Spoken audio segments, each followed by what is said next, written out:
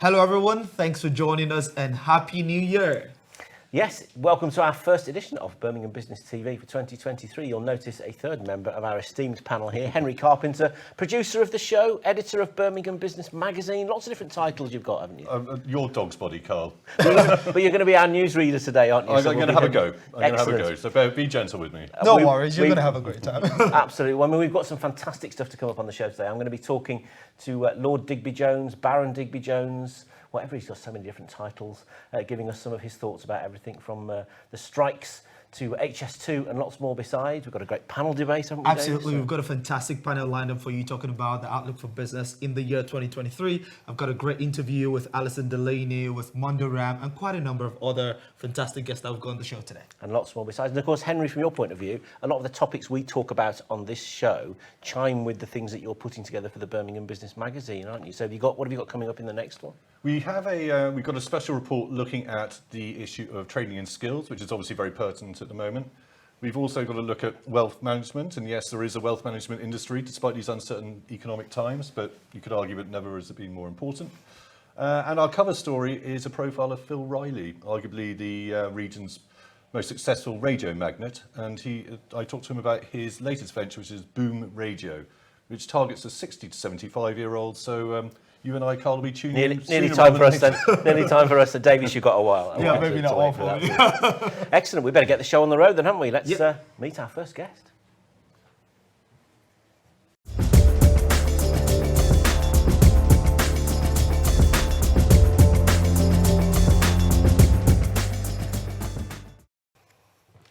So here we are in the Hot Topics zone at the Liquid Media Centre here in Birmingham, and in the hot seat this month is a gentleman I've known in various guises, Paul Faulkner.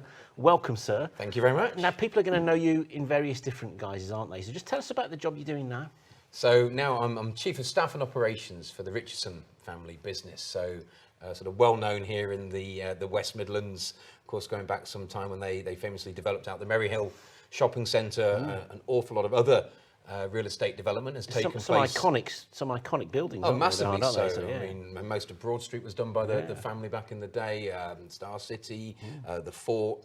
There's been an awful lot which has been done over time. We would say now that it's a sort of second generation family business. So been established over 75 years. And of course, it's changed and evolved over that time. And now we would sort of describe ourselves as having a real estate and growth capital investment portfolio that's embedded across the world. We operate in a number of core markets, not just the UK, a little bit in Europe, also North America, Australasia, and Singapore, sort of over in the Far East. So you've got quite a global perspective then, and just maybe how UK PLC is faring in the current climate against maybe some of the other markets, and because we hear that a lot of the challenges that we've got at the moment are out of our control. I don't know, is that right? Do you think? Well, I mean, you're right. I mean, we do look at these different markets, and I suppose from an investment point of view, while we're very proudly British and want to sort of invest as much as we can here in home markets, you're always looking for diversification, but you're looking for the best investment opportunities, and it's so competitive out there, which is great from our perspective because there's some great opportunities. But I suppose from UK PLC's point of view, it just proves that while the UK's got so many inherent benefits as a place to live, work and play, a place to attract investment, but you cannot rest on your laurels. The world is changing and evolving at pace, and if we don't as a country have our act together, we're not putting our best foot forward, we're not making the UK a great place to invest going forward, a great place to work, then people won't, because they've got other options. And so I suppose, I was looking the other day, it's nearly 7 years now since the Brexit referendum, and while it's still a sort of political hot potato, you hope that is cooling off, to carry the analogy, and that actually sort of government and politicians can now start to live in the here and now, deal with the situation we've got, and try to make the most of the opportunities that can come from the result of the referendum, if you liked it or not. But 7 years on, we've got to live in our here and now and try to make sure that the trading conditions, and obviously Europe's our largest single sort of trading partner are as good as they possibly can be. That maybe just one example. Start off with Brexit. Sorry for that, everybody, at the start of the year. You can't have a business show without Brexit. I don't think there has been one for the last 5 or 6 years, has there? No, But of course, the industrial commercial property market, as you'd say, the residential property market, is one of the real benchmarks. It's the first sector to maybe get a bit of an indicator as to the confidence factor in the economy. And you must be speaking, you and the team there, to quite a variety of different businesses out there at the moment. How do you feel the confidence is among them? And look, I mean, I think 2022, with the terrible sort of conflict taking place in Ukraine, it's been a tough and challenging year on the back of just coming out of the pandemic. So I think that there's been all sorts of shocks to the economy, and I think we certainly saw that cooling off in the second half of the year. Obviously, the political situation didn't help, and the mass sort of uncertainty and the sort of craziness that went on in the early autumn with the change in Prime Minister. And I think as we got to the end of the year, there was a sense of pause and reflect on what's happening, and who knows where the markets are moving, what's happening with inflation, what's happening with interest rates, etc.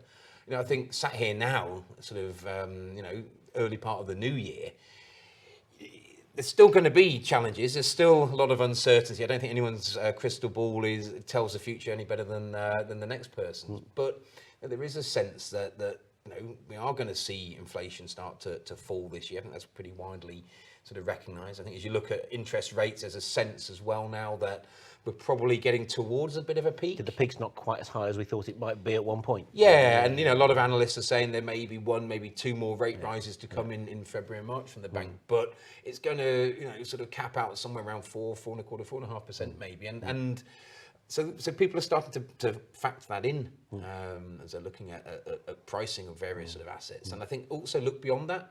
Yeah. So, as always, there's different businesses are affected in different ways. There's going to be an awful lot of challenges for an awful lot of people. There'll also be opportunities, though, Carl, and I suppose that's where we as investors are trying to seek out those opportunities. Yeah, and I think we've got a panel debate coming up later where we've got representatives SME, hospitality, manufacturing, and I think that's one of the important things that you can hear the statistics, you can read the newspaper headlines, but actually how confident a business is feeling, because sometimes it's not, in my experience, not the evidence that matters, it's how confident you feel in yourself as to whether you are going to put some money where your mouth is. Absolutely, isn't it? And when you are, the ground is constantly shifting underneath you, it's hard to feel too confident or to sort of want to do anything with great certainty. So, you do hope that things will start to shift and change for the better. And I mean, businesses have become so resilient, haven't we? And I think, business people have got so used to constant change and challenge now for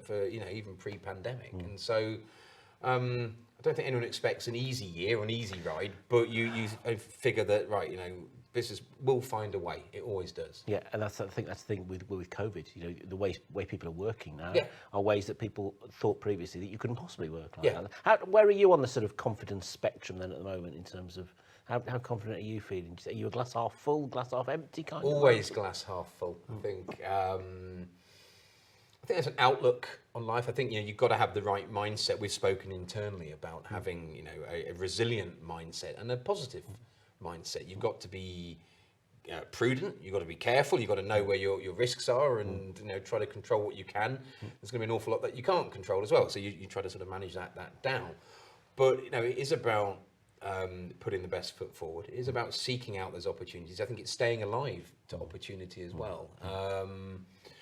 And anything that you look to do, you do your due diligence. You try to make the best decision that you possibly can with all of the information that you're going to be armed with at that time. And there will be some brilliant investments to be made, opportunities to be had for businesses. And I think we've got to be careful not to get sucked into too much doom and gloom, because otherwise you really could just stay under the duvet and never get out and do a day's work at all. Absolutely. What's a typical week in your working life now then? Is there such a thing?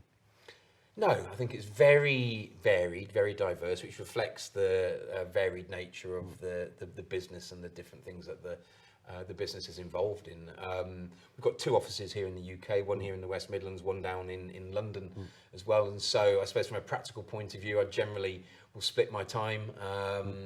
As and when the trains are running, I'll jump on the train, get down to to London for at least 1 or 2 days a week, which is great, and it's trying to marry up that piece that we are a global organisation. We do an awful lot here in the UK.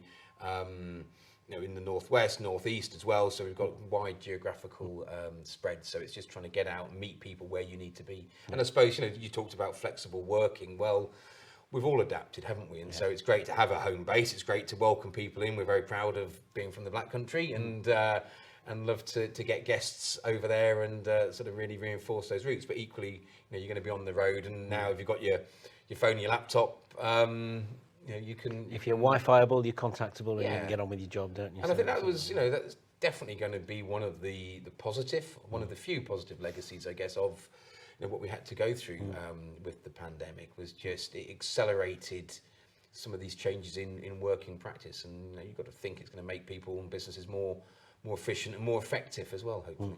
How have some of your previous roles, I mean, obviously a lot of people will know you from your time when you were Chief Exec of the Greater Birmingham Chamber. You've had links with the football world. Yeah. I'm allowed to talk about Aston Villa at the moment after the weekend. Probably not. Always, Carl, the pride of the Midlands. Well, exactly. Well, you got the World Cup winner in goal, haven't you? Exactly, yeah. How much of those experiences informed what you do now and sort of, made you understand the fabric of what the Birmingham and Black Country business community is all about? I've taken something from all of the different roles I've had and all of the different experiences. I think there's a mantra. There's no such thing as bad experience, only experience. And I suppose as you get a little older, a few more grey hairs, you like to think that you've been through different scenarios. You've dealt with things that have been thrown at you. You probably. That's the value of experience, isn't it? That you've been there before, you've seen it before, so you can hopefully, try to learn from history and what you've done and the mistakes that you've made. You make a better decision that next time, or you can maybe deal with an unexpected curveball that comes your way, and you're just slightly calmer, or you've got something in the memory bank to call on. And you go, well, hang on, I remember when we did that. These are some of the unintended consequences that maybe sprung up, and if you can avoid those this time, then it makes you a little bit smarter. So I think it all factors in different ways. Do you feel like the city itself has changed quite a lot in the last few years? I mean, obviously it's put on the map very much during the Commonwealth Games, and people that maybe saw Birmingham in a completely different light. Completely. But do you think that's had a lasting legacy, or will have? Yeah, I mean, I arrived in Birmingham in 2006, so I sort of look back now, and you can still remember the old Paradise and the old Central Library and that concrete collar which was sort of suffocating the city, and I think about sort of now just some of the physical, the aesthetic sort of changes, and you look at Centenary Square and you've got the wonderful Symphony Hall, the new front there, the library which sort of went up 2010, 2011 I think. Amazing building. What University of Birmingham have done with the Exchange, HSBC there, you sort of look down at Paradise and the developments there, right down to sort of to Colmore Row and Victoria Square. We are on in sort of liquid studios here. It's transformed itself for the better. I think it was playing catch up. I think that the city absolutely needed it, but you've seen that injection of life, and it's a beautiful place now. When we had the Commonwealth Games here in the summer, and there was lots you couldn't control. I know that the team behind that did a phenomenal job, given that they were trying to organise it, through a pandemic and so much uncertainty. But when the lights came on, the sun shone, didn't it? And it was most perfect 10, 11 days. And I think for Birmingham deserved that. The West Midlands deserved that. To get that image portrayed, around the world, billion plus people watching on TV, and they got to see the best of the city, the best of the region, because it's still sort of somewhat bizarrely a bit of a hidden gem, isn't it? People will still say, oh, it's nicer than I realise. And I suppose when you live here, you work here, you're incredibly proud of Birmingham, not just as a place to live, but a place where people want to come and work and do business, and that's what And I think a lot of the development that's happened in the last few years has sort of opened up the city a bit so that people realise just how close everything is and how it, it all is. It's such an easily accessible place. And there's more to come, isn't there? Yeah, You know, and you can still yeah. see there's an awful lot of development, obviously, around sort of Curzon, and with the arrival of HS2 eventually, one hopes, that's sort of transforming that east side. The universities have gone in there and put some phenomenal investment. So it's good, and I think one should be optimistic about the region as well. We've got lots of benefits here, but nothing's going to be given to anyone on a plate. So what we said earlier about UK PLC, I think the same goes for the West Midlands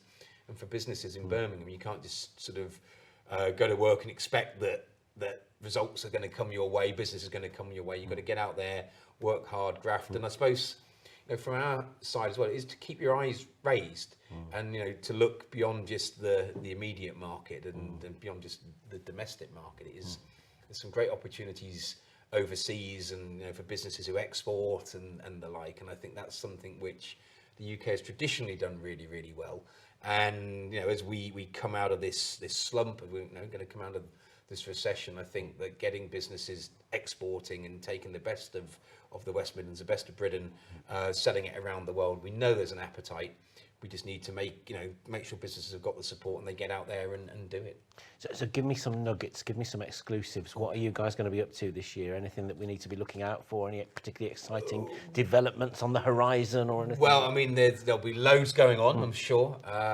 One of the developments locally that we're really proud of is the West Midlands Designer Outlet Centre with our partners MacArthur Glen, just over by sort of Cannock, which opened the first day after lockdown in April 2021. Yeah. So there was again lots of challenges there, but I think the first year of doing business that had over 3 million visitors come through. It's just had a record month in December 2022. So lots out there about retail figures, but there's a little sense of if you build it, have quality there, people will come and give a good experience. And so we're very excited about what's been going on there, and there's lots of talk of a phase 2 in due course, and more great sort of stores and brands coming. And we want that to be the Midlands Bicester, as it were. And there's no reason why it couldn't be. Not only great for people who live here, but of course it also attracts people from outside to come to the area and to sort of spend some money. Who spend more money, not just on the retail developments, hotels and restaurants and all sorts of leisure, all of that don't sort of they? stuff. So that's something which we're proud of, and there'll be developments in due course. And we're going to be, we're active investors. We're looking for great opportunities. If there's people watching this today, they're a great management team, and they're looking for some investment into their business, then reach out and give us a call. Fabulous. What a perfect way to end it. End it with a commercial. Great to see you. Great to catch up. Yeah, and likewise. Thanks for coming in, Paul. You must come back and update us later in the year. I will do, Carl. Thank you. Don't forget, you can catch on any of our interviews that we've had in our last 3 episodes and from today's show as well on our brand new YouTube channel. Search YouTube Birmingham Business TV. You can watch the full episodes, you can binge the box set, or you can watch some of the independent interviews as well. I'm going to hand over now, though, to Henry, who's got some news headlines for you.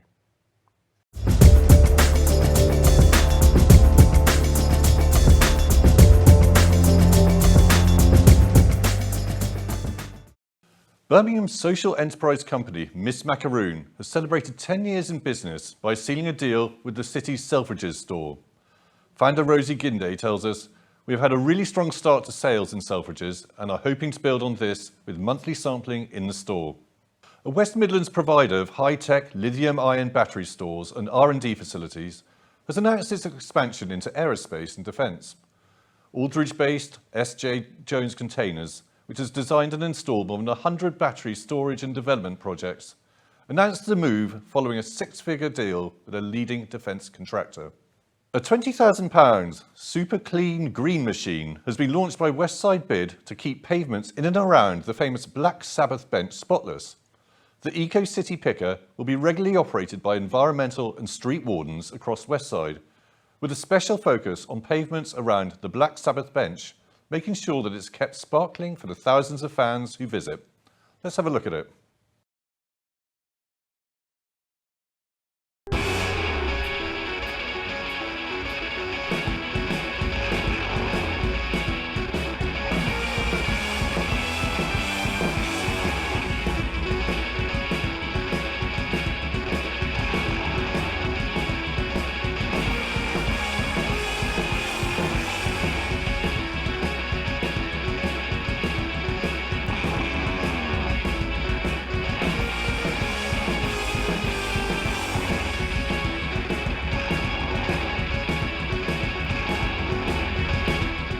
I'm delighted to be here just next to the Black Sabbath Bridge on beautiful Broad Street with members of the West Side Bid to launch the Mean Green Friendly machine, which is eco-friendly and has zero carbon emissions. It reaches hard to reach places here on Broad Street, and it's an early Christmas present for both visitors and the traders alike on Broad Street to ensure that we have a cleaner Brum. So we've invested £20,000 in a new green machine. It does a good job. It's got a lot of suction on there. It's got a wet water system as well, so in the summer we can hose things down that are dry and sticky and get them up. So I think it was important that we launched this outside the Black Sabbath bench today. It's one of our biggest, busiest, most important tourist attractions that we've got on West Side. And it's important that this looks good when we have all those thousands of visitors a year come and visit the Black Sabbath Bridge.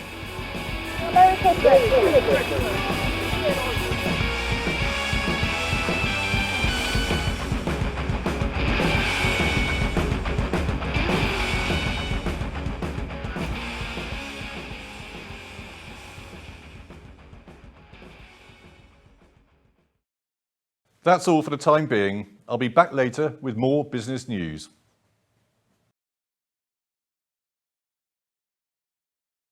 I'm joined here by Professor Munder Ram, the Director of Center for Research in Ethnic Minority Entrepreneurship at Aston University. Professor Munder, thanks for joining me today. It's a pleasure to be here with you, Davis. Awesome. So there's a lot I want to talk about today, but I think it's going to be great to talk first about your background. I was reading a bit about it before we started, and I thought it was quite fascinating. Tell us a little bit about how you grew up and how your career evolved. Well, as you said, I'm Professor of Small Business and I'm Director for the Centre for Research in Ethnic Minority Entrepreneurship. But my most important credential is the fact that I'm a Brummie. I'm born and bred in this city. And I love this city. I've got all my formative experiences here, my education here. And I like to think most of my contribution has been rooted in this city. My story is very much the sort of typical immigrant's tale. My parents came over here in the 50s with next to nothing, and they got really low-end jobs in foundries, factories, worked hard, toiled hard, saved hard, started their own business, and they felt their way around different kinds of enterprises, from retailing them eventually into clothing, and that's when they made their mark. They slowly developed a market in the clothing sector, and eventually developed into a sizable concern. And I worked in that for a while before I escaped to the academy. But all of those experiences were accumulated in this city. Fantastic. So great story, grew up in the family business and then got into academics. Now, what was it that drew your attention to academics, considering the fact that you came from a family business background? It was an attempt to make sense of the world, really, or a number of different worlds. So when I got home after school, I was in the business. I was serving in the shop. I was doing what my parents told, of course, finding customers, etc. And then you step outside, you step into the city, you step into education. And the kind of businesses that my parents were running were described bore no relation to the reality. And that really, I think, was the real seed about how do I tell the story of businesses, of individuals, of families, like the one I grew up in, because those families, those individuals, those businesses are very much the story of this city, and very few people were telling that story at that time. We're talking about the 80s, late 70s, 80s. No one was telling those stories. There's a lot of stereotypes about sweatshops, corner shops, but there wasn't the lived reality of those individuals and businesses being articulated in schools, in universities, in the media. So I think I made it my mission then to be someone whose job it was to articulate that story. I think it's really fantastic that you chose that path, because then you went into academics, became a professor of small businesses. Yeah. I didn't even know that there were professors for small businesses, but you've really become this great expert on the subject matter of small businesses. And now you lead the Center for Research in Ethnic Minority Entrepreneurship. So first of all, tell us about CREM. What is that organization about? I know it's a research organization, but what's its focus before we talk about some of its work? Well, I've been an academic for over 30 years, and I've been a professor for 2/3 of that time, over 20 years. And for many years, in my early years as an academic, when I wrote my book, Managing to Survive, on the clothing industry in this city, we got a lot of attention very quickly because, as I said, we were the only ones telling that story about how the sector, the clothing sector, was being really subject to a sort of perfect storm of cheap competition, growing competition, cheap imports, scarce labor, and how Asian manufacturers managed to survive in that time. And we diversified and we moved and told the story in different sectors. And then people began to take notice. And I was encouraged to set up this centre, which I eventually did in 2004.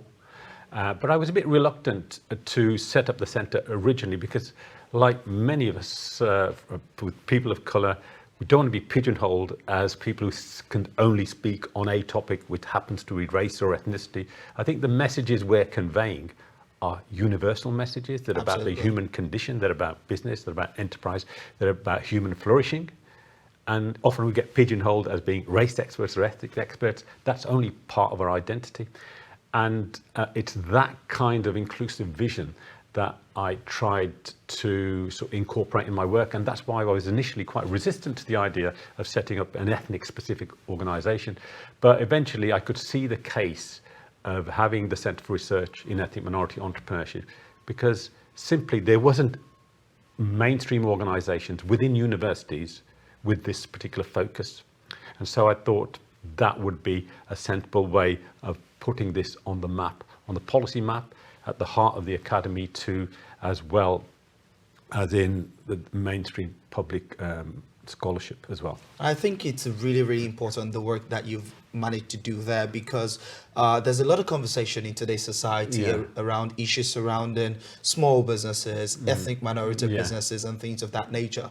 But to have academic research back that up, it lends a lot of credence to those subject matters and those social conversations, and galvanizes, I would presume, stakeholders together to actually do some work around solving these issues. That is such an important point that you're raising, Davis. I think this whole issue of sort of race inequality is hugely contentious for very good reasons. You know, the people's lives at stake, and it's very difficult sometimes to navigate a way through that hostility or contention. I think the best way to do that is being very, very, very respectful of the evidence. And that's why it's a huge privilege to be doing my kind of work in the academy.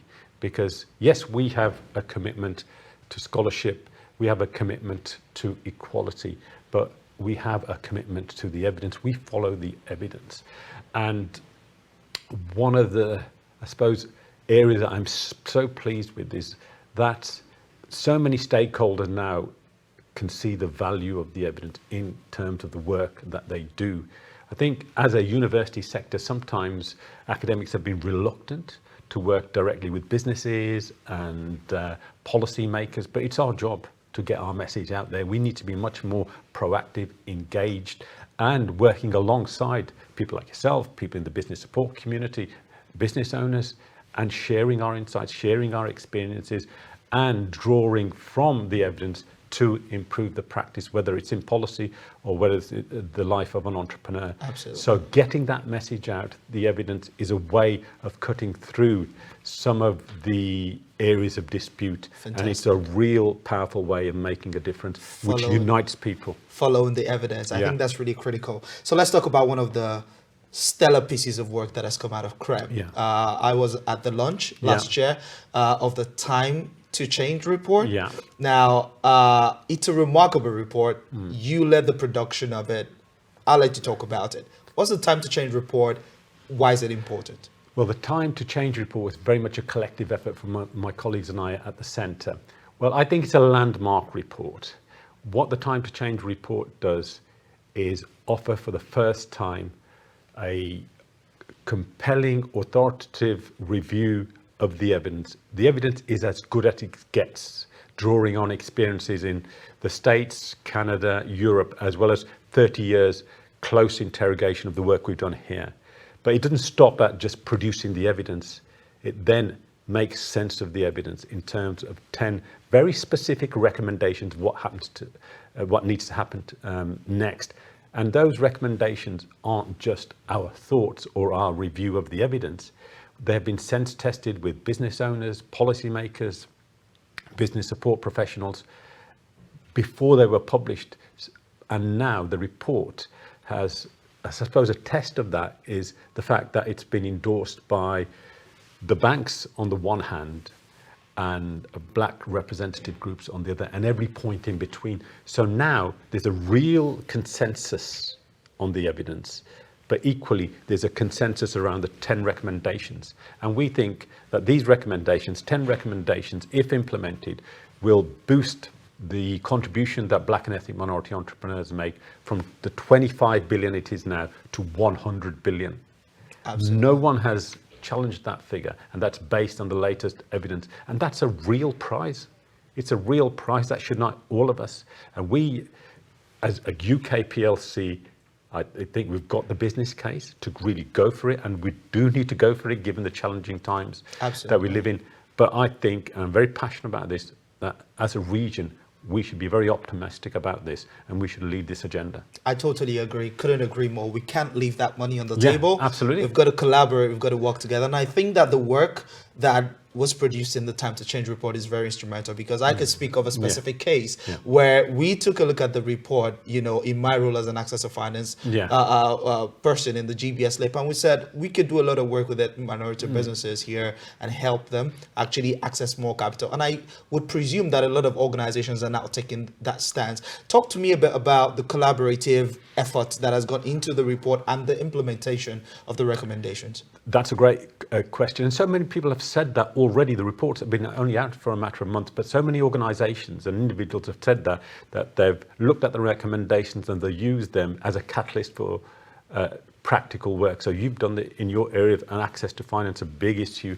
We know that NatWest Bank have responded by launching specific schemes. I know an entrepreneur who set up a business for making procurement easier. Those have all stemmed directly from the report. That makes me really pleased. You talked about collaboration. All the 10 recommendations that we've set out require collaboration to succeed. And so what we're planning to do over the next 2 or 3 years, and huge kudos to Aston University for investing in this, we're going to put a team of 3 or 4 specialists together who will work on nothing else apart from the recommendations of the report. What that means is that they're going to convene the banking sector, bring those banks together and say, well, this is good practice. How are you going to change your policies and procedures? How are you going to make it easier for black and ethnic minority entrepreneurs to get money, basically? But also the critical issue is, how are you going to stop the discouragement problem that means that black and ethnic minority entrepreneurs are sort of excluding themselves because they don't think they'll be financed? How are you going to tackle that? So we're going to be working to tackle that issue. We're going to be working to make procurement easier. Fantastic. Because procurement is a huge lever to empower black and ethnic minority businesses. We want to see the development of community finance hubs in places like the West Midlands, which bring different parties together to share resources for the benefit of diverse communities. I think it's a fantastic document that a lot of people need to then go to take a look at. And if you're watching this, I would strongly recommend that you go look for that report. Where can they find it? On our website, CREM. Okay, so just go to CREM and CREM Aston, and you'll find it there. CREM Aston, you'll find the report on there. You can download it, look at the recommendations for yourself. Now, once you take a look at it, hopefully you and your organizations can begin to take action as well. I want to touch on something really quickly before we go, because I know you're a deputy lieutenant as well in the West Midlands. Tell me about what that role is, because I mean, we could take a look at it on LinkedIn and say, oh, he fills this role, but I don't know what he does. Well, I'm very proud to have been appointed as a Deputy Lieutenant for the West Midlands.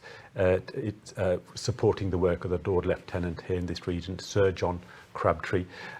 It's a role that essentially means that you're the King's representative in the region, promoting the message of the monarchy, promoting the message. And one of the reasons I was really delighted to be appointed to that role is that it helps me to amplify what's great about this city, its record of inclusion, its record of diversity, its record of the Commonwealth Games recently, which were a great success, and the work that we're doing as Aston, as CREM, to promote I suppose, integration, all that is of a piece with the message of the lieutenancy. Fantastic, fantastic. Lieutenancy, CREM, and the journey that you've been on as a professor of small business. I think it's really been a life of impact, and we're really, really grateful for all that you've been doing for the community, particularly for small businesses across the West Midlands and across the UK. Thank you very much, Monder, for joining me today. My pleasure, Davis. Thank you. All right. Thank you very much, Monder. And that's our interview with Monder. Stick around. We've got more to come on the show. Well, I'm delighted to say that we are joined now in the studio by the wonders of Zoom, by Baron Jones of Birmingham, Digby Jones. How do you prefer to be called, sir? Let's start that off, shall we? Oh, yeah. Well, Baron is, I always think it has connotations of nastiness and greed in the Middle Ages, you know, and then it is the official, in the official title, but I'm technically actually Digby, Lord Jones of Birmingham, because you can't put a Christian name between the Lord and the surname. But everybody on earth, the first time, I'm known as Lord Digby Jones, and that's fine by me. Second time, I'm probably known as Diggs or Digby, and the third time I'm known as Fat Gip. So I suppose at the end of the day, well, I think the last time I met you face to face, you just come towards the end of your term as Director General of the CBI, actually. So that was a while back, wasn't it? Now, so. And I can remember. I think we were in Telford. We were indeed, and a lot's gone under the bridge since then. Yeah, and if you want to feel old about that, that was 16 years ago. Oh dear. Well, thankfully we haven't aged a bit, have we? So. And there was a direct train that was starting in Shrewsbury and going down to Marylebone. There was. And Mr. Branson was getting seriously peed off about it because it was hurting his traffic going into Euston. And I remember saying to one of Virgin's people, well, welcome to competition, because it's the only winner on that's going to be the passenger. Well, I tell you what, interestingly, then that's a perfect place to start now, isn't it? Because fast forward now, 16 years, Birmingham New Street, we've got commuters that are desperately trying to get in and out of the city. We've got rail strikes, we've got strikes left, right and centre. Where do you stand on all this at the moment? Because obviously, you know, it's becoming increasingly tense, isn't it? Yeah, I mean, it was the Duke of Wellington, wasn't it, at Waterloo, who said, never interrupt your enemy when he's making a mistake. And if Mick Lynch wants to carry on making a mistake, well, that's fine by me. I mean, I feel very sorry for the people he really hurts. You see, the world has changed. It's a pity the trade unions haven't changed with it. And they shall wither on the vine of irrelevance if they're not careful, because you see, so many people can work from home. So many people can think of alternative ways of dealing. So many employers can use technology in ways that weren't available years ago. And the strike, the withdrawal of labour, whilst I would certainly not pass legislation to ban them, I really would not. I think the withdrawal of your labour is an inherent freedom in a society. So I don't for a minute subscribe to those who would ban them. But it is an act of self-harm, because the people who can make choices about how they get to work, what they do, where they work, aren't going to be hurt by this at all. The people who are lower paid, unfortunately, who have to go to work and they have to stand on platforms, I'm thinking particularly, I guess, within the M25 for that purpose, they are hurt. So when I hear Mr. Lynch saying, I'm fighting here for working people, it's the very people he's hurting. And when I hear that, you know, the Luddites say you need 6 people to check a track when there's all the technology out there that they won't allow come anywhere near it. When you've got an inspection crew sitting at King's Cross, it can't go and help an overworked crew at Euston, and all of this. I mean, this is a politicised one from one point of view, which is they want to bring down a Tory government. And it's actually from the employer point of view, they're trying to get some of these Spanish practices and flexible working ideas. They're trying to change it all. And actually, the money side of this is secondary. It's become a far more polemic, political, small p and capital P, I guess, issue than ever it is the money. And the money, I mean, these boys are well paid. I mean, although I might have a view about whether nurses should withdraw their labour, and I think there's a degree of signing up to something special when you're a nurse that you don't. But my sympathy is with a nurse who's on half the money that a train driver's on. And for a train driver to sit there and say, they're badly paid. Well, I don't get it.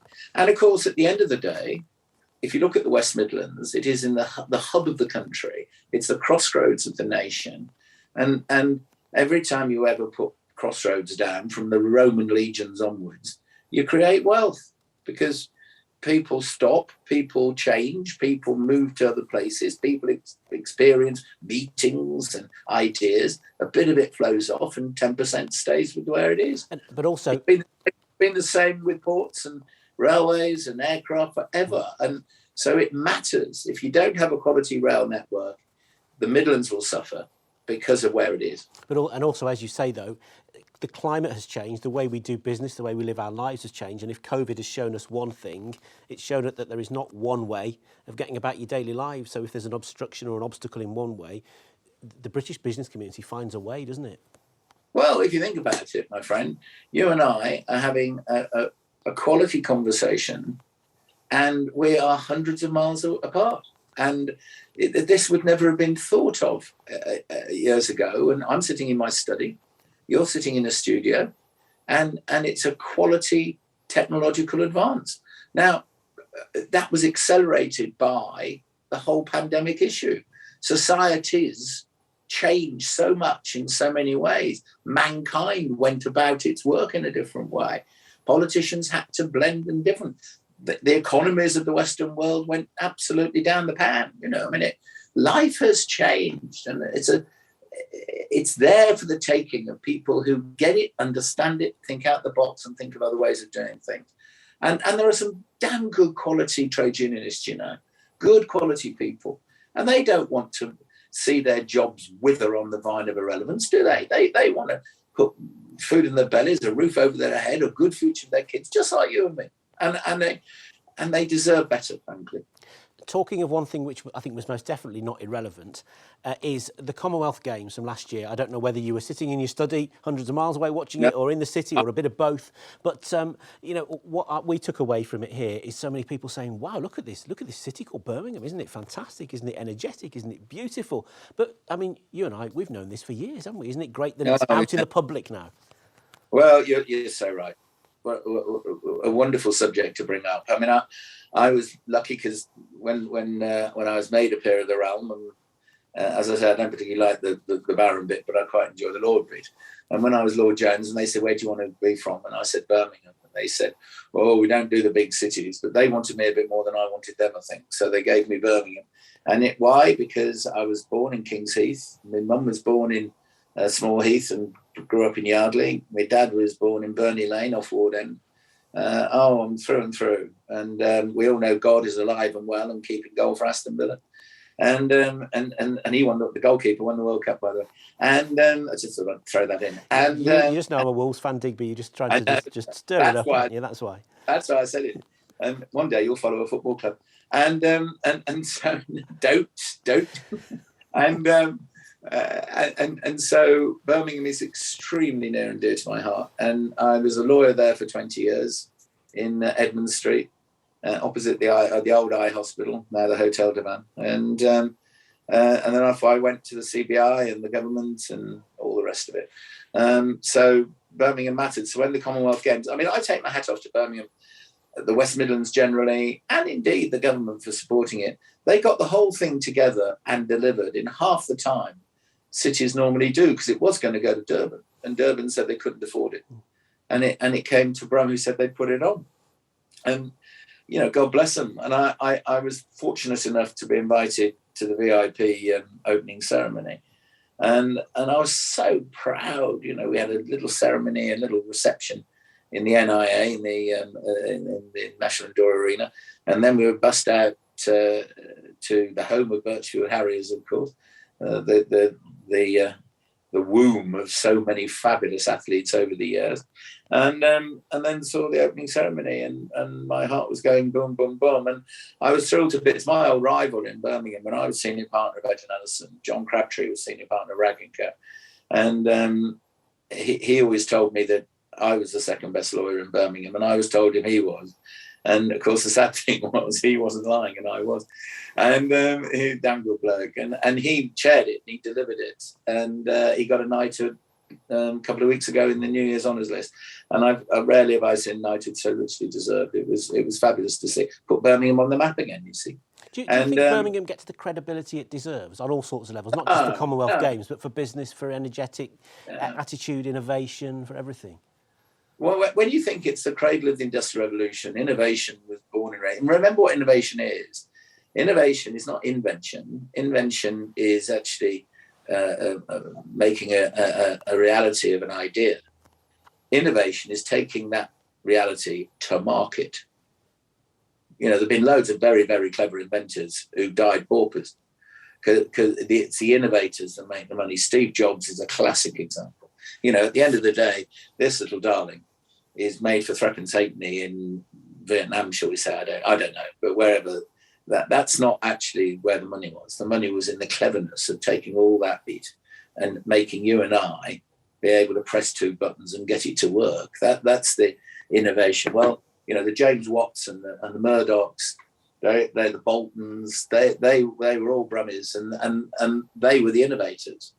And Birmingham was there. Well, it's never asked for favours from anybody. It's never been.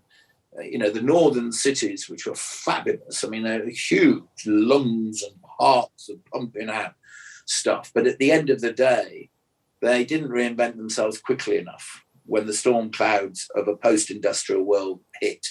Birmingham did. Birmingham really got on the page of tomorrow. And then that went and he got on the page of another tomorrow. And the other thing that Birmingham always did was make a success of immigration. You know, over the years, is it ever crossed your mind? Birmingham is one of the very few successful European cities that doesn't have a river running through it. And you know, with great respect to the River Ray, which is there in a trench somewhere, but you know, it's not a river in the same way. And you needed, before railways, you needed rivers to get your goods in and out, and then of course you then needed rivers for the whole ecological issue. And Birmingham never had a river, and yet it succeeded enormously. And why? Because it was an open city. The word went out around Europe. If you're having a hard time, if your talent isn't being exploited, if at the end of the day you want to improve your life, if you need religious freedom, because Birmingham was always religiously free, it never was a stronghold of one or other of the religions. And it always was religiously tolerant years ago. The word went out, come to Birmingham, work hard, live in peace, pay some tax, bring up your kids. And over the years, you know, the hundreds of years, we had loads of different nationalities into Birmingham. Immigration in Birmingham is not a new thing at all. And so on that basis, the challenge is there again. You know, you've got a young population.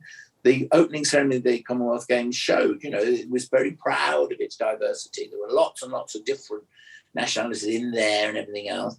The Commonwealth Games team from England itself was stuffed full of different colours of skin and different religions and different heritage. I mean, it's wonderful to see. I mean, a fabulous thing.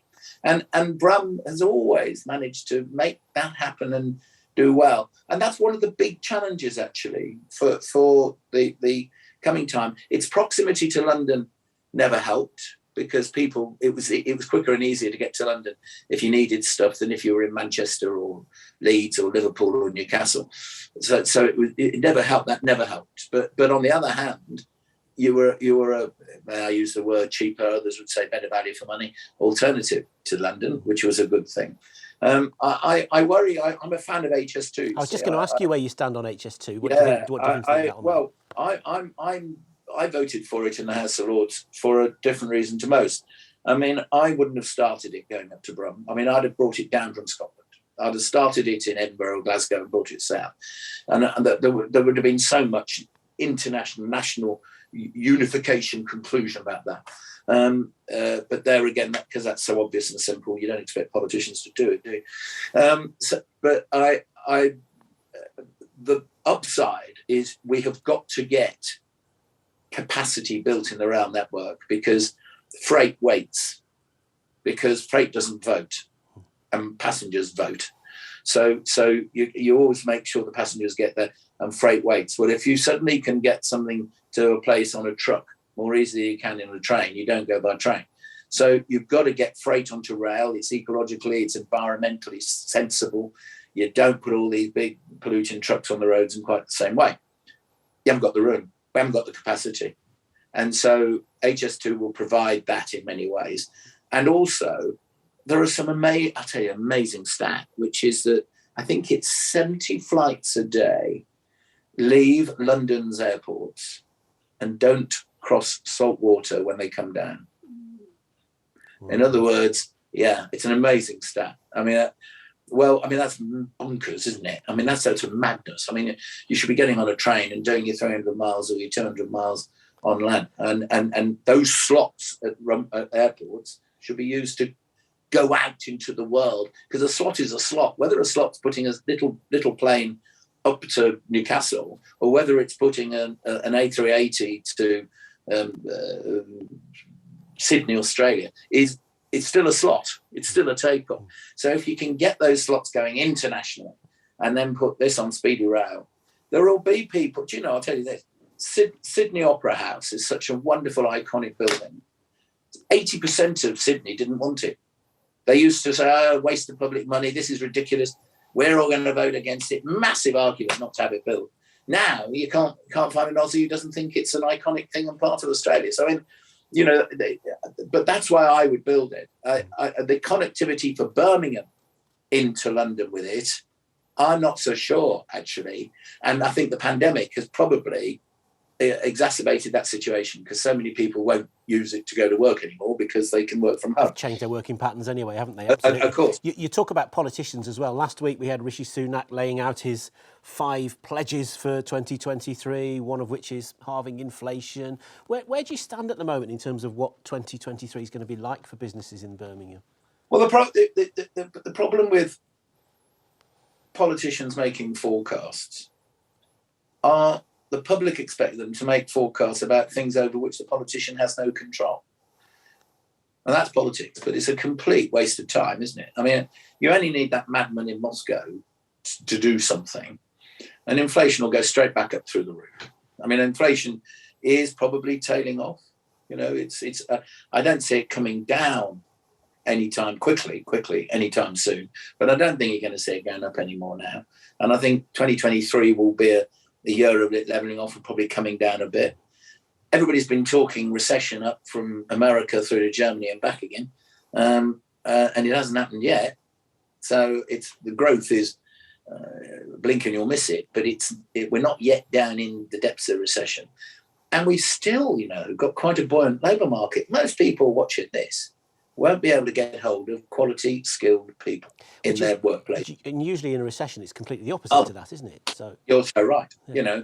The classic textbook way of dealing with inflation is that you zap up interest rates so people can't borrow money to buy things. And therefore, because of that, supply drops. Therefore, because of that, jobs go. And therefore, because of that, wages come down because employers can pick and choose. Well, that's damn difficult to do when every employer is saying, give me more people. We've heard stories in Birmingham of companies, that are offering jobs to people, and then the candidates are coming back with counter offers saying, well, if you want me, you can give me an extra $5,000, I'll also have a car, and you can throw in working from home and private health, and the boot's on the other foot, isn't it, a bit? Totally. It's a very tight labour market.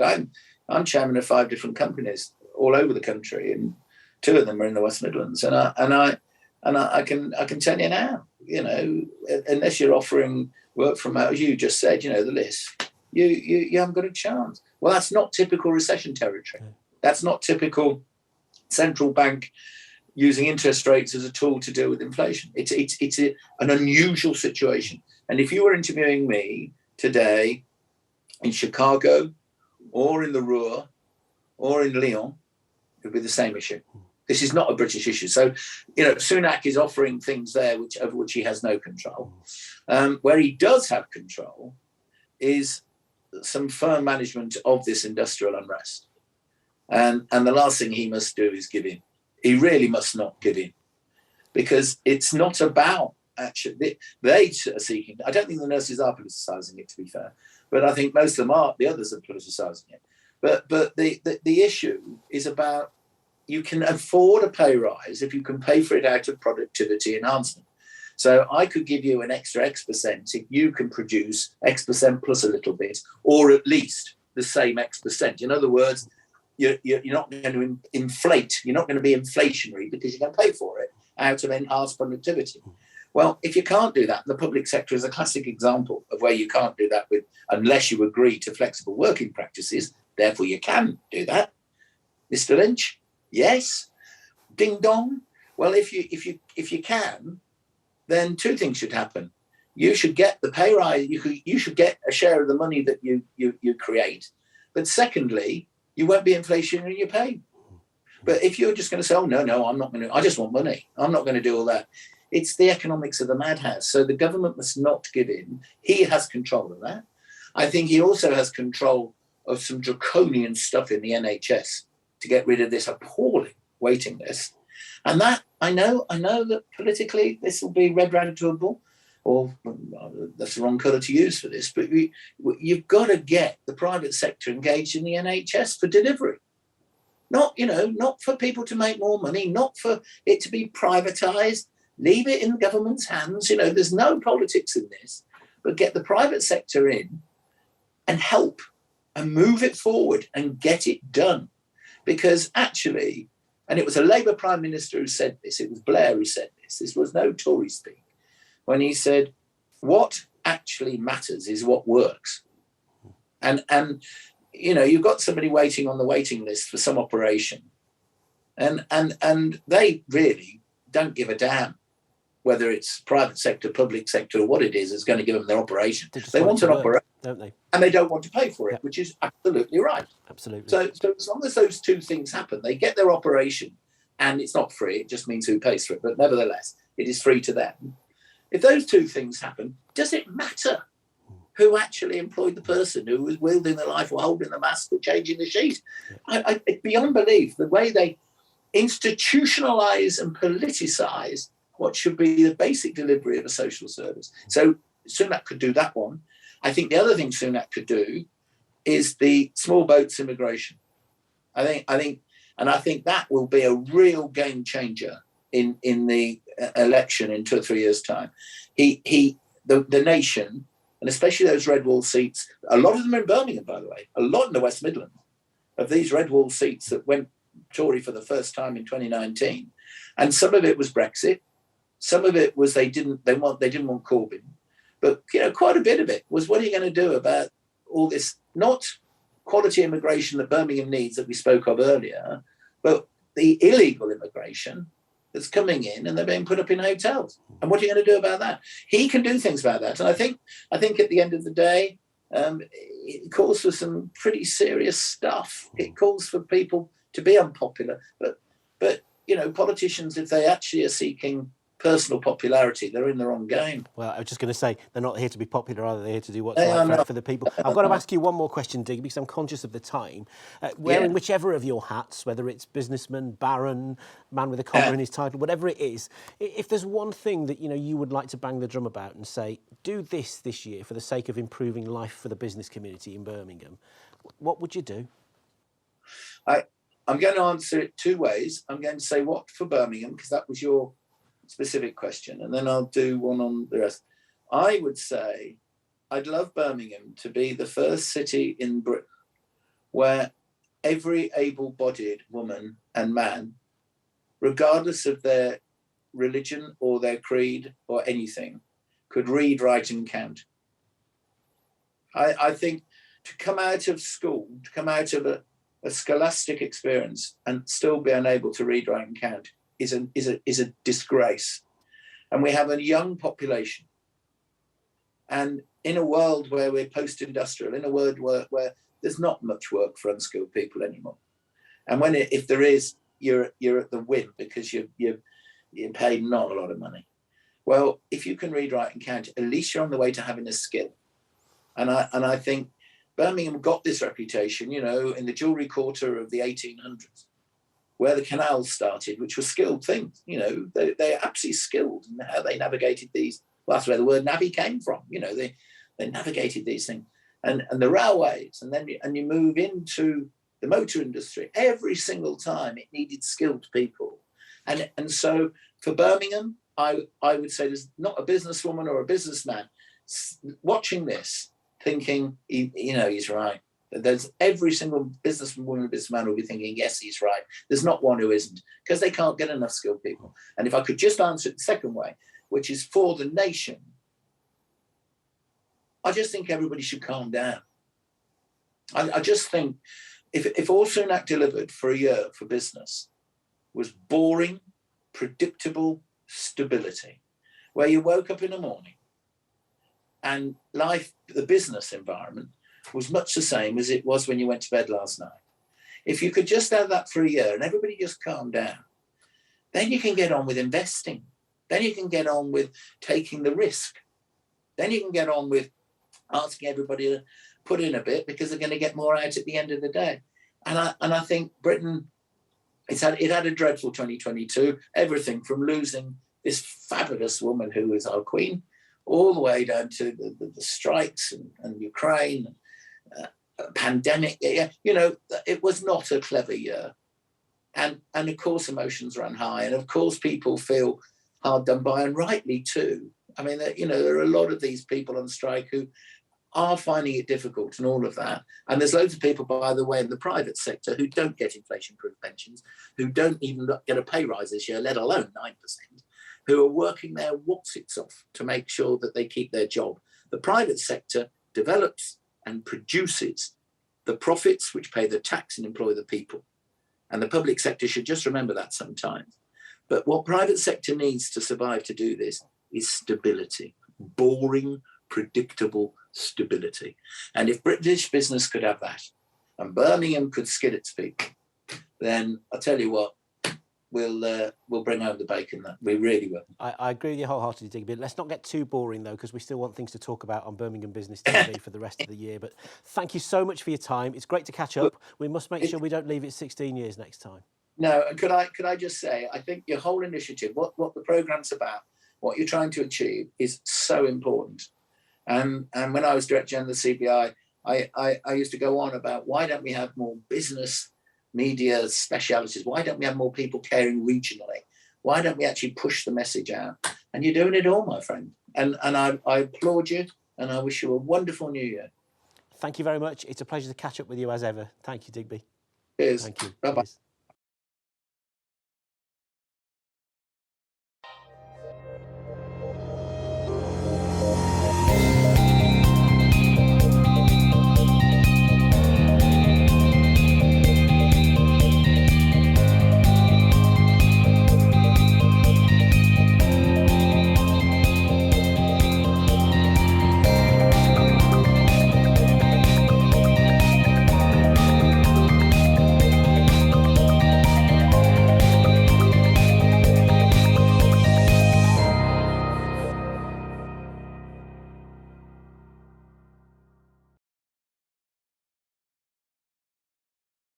I'm joined today by author, entrepreneur, and the founder of Little Bird People Development, Alison Delaney.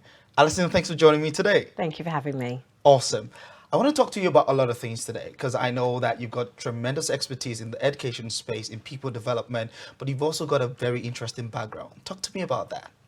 Well, I'm fostered and adopted, and that happened in 1971. So if you imagine what it was like back then, Davis, it was very different in relation to being adopted to a white family. So we didn't see the mix and the amalgamation of diversity that we see today. It was very much a different network and experience for people around us. So as much as I was blessed to be adopted, and I've had a wonderful life with my adopted family, it brought its challenges along the way, as you would imagine and expect. And we lived predominantly in a white area, so I didn't see children that looked like me. And I think I saw in your story as well that, all through school, you were the only black kid in school. The only black kid in school. And what did that do to you growing up from a character development standpoint? Because I imagine it must have been quite challenging. You must have dealt with some challenges. And how has that built up you as a person from a character perspective? Well, my mum was an educator all of her life. She's still with us, thank goodness. But for her whole life, she was an educator. So inside the home, I was very much brought up to believe in your unique qualities, you know, your self-belief and the ability to achieve anything that you put your mind to. So the environment was very loving. And as much as I was a black child in a white family, that didn't play a major role in my upbringing until later on. Outside of the family, of course, being the only black kid, there was a lot of curiosity. People hadn't seen black children, as crazy as that sounds today.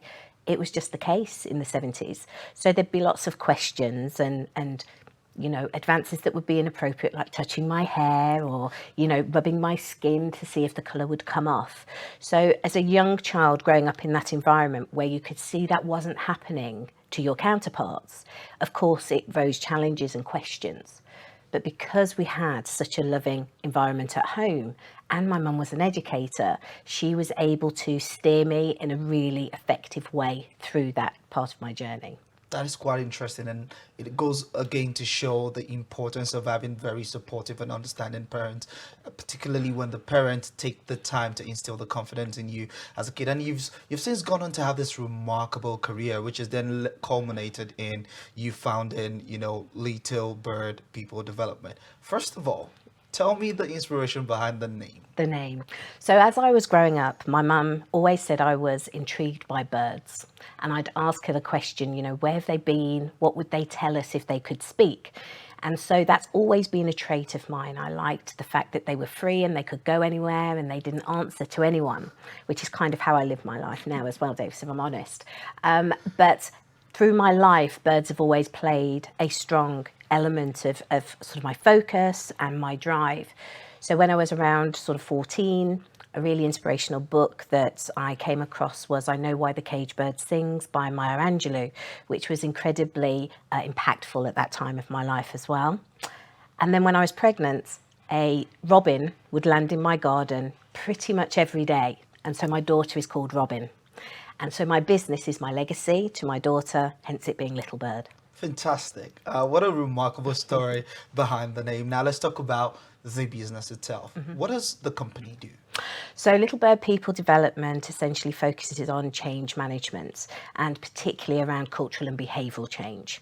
So anything to do with soft skills development, values alignment, bringing a brand to life through demonstrating the values, which means the customer experiences what the client is actually trying to drive forward, is where we get involved. So we support businesses with really identifying what their values are, understanding how they translate into behaviours, and therefore how their team and themselves can demonstrate them to really maximise on their business opportunities. That is quite remarkable, particularly at this times when businesses are facing so many challenges. You know, besides the challenges happening in the external environment, you've got rapid changes in technology, you've got changes in, you know, staff, there's high staff turnover, considering all that's happening in the economy. How are businesses dealing with that change that is happening at the macro level, but having a massive impact on the business?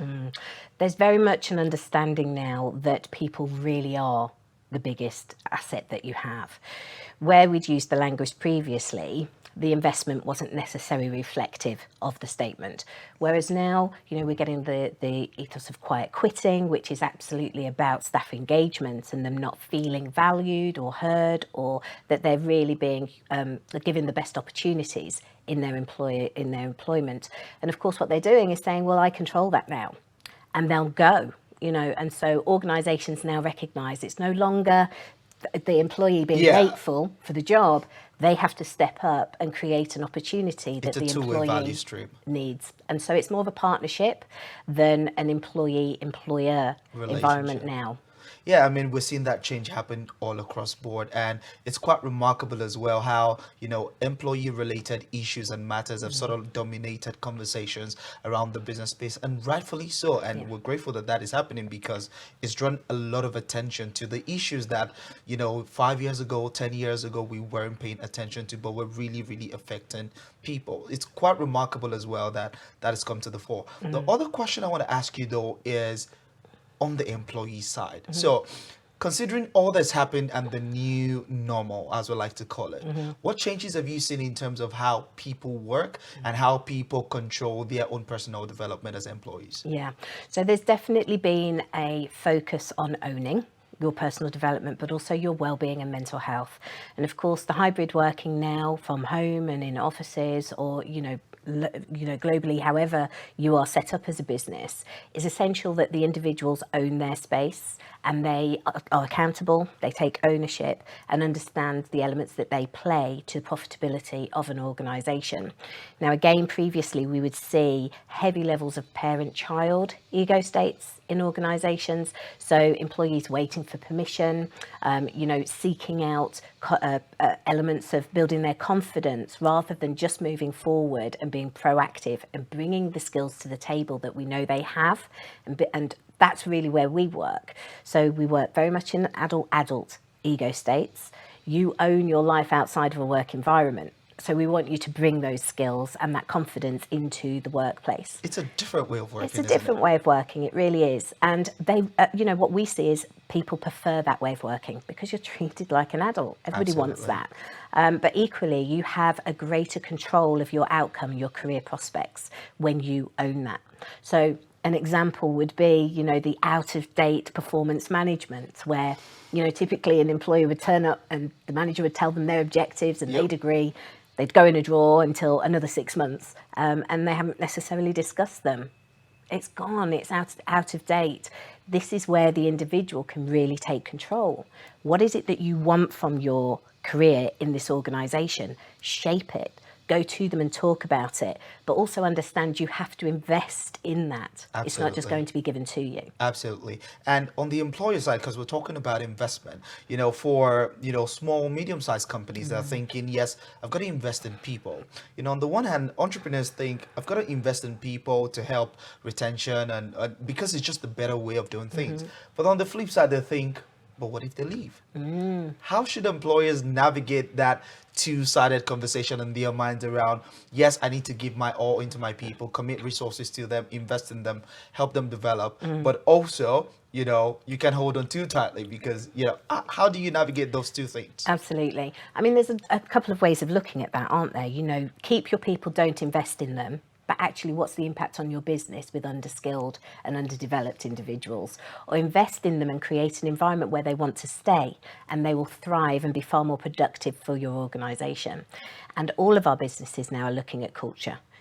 Actually, what does it mean to be inclusive? What does it mean for people to want to come and work with us, stay with us, and be a part of the journey and drive it rather than being a passenger? Absolutely. And so in those spaces, we're seeing great growth and real engagement with businesses. Which actually is the way it should be. And you mentioned inclusive just there. And I want to touch on, just before we move on, touch on the conversation around managing diversity. Because there's been a lot of conversation around diversity in the workplace, whether it be diversity around, race, gender, or even, having employees come from different locations. You've got people that are local in your city where the business is domiciled. And then you've got people that are working from abroad. With all the different modes of working that we've got today. As businesses, how are you helping your clients to manage all of that complexity? Well, the first thing is them really getting their heads around what it even means for them. Diversity for one business is going to be very different for the next. And so what we tend to focus on more is inclusivity. That, if you're inclusive, then diversity plays a part in that. Otherwise, you're not inclusive, right? Sure. So it's easier for a business, we've found, for them to look at, well, if we're inclusive, all of these diverse aspects will be focused on. Definitely. And, regardless of where people work now, hybrid working is a real thing. COVID's proven that. It's proven that we can still be as productive regardless of where we are. So that presenteeism has gone, and it's more about building the trust. And that's where we come back to the adult relationships. Fantastic. I think the work that you do is remarkable because it's the right time to do it. The world is changing, work culture is changing, and organizations have better catch up because otherwise they're going to be left behind. Absolutely. Yeah. And with your company as well, I know that you've got some interest in education. So it's not just people development at the corporate level. Yeah. Tell me about what you do around the education space.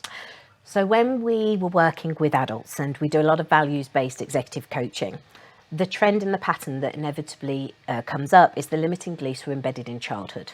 Okay, and so what I recognised is I need to be giving our younger population some skills, some kind of insights to help them navigate into the world of work.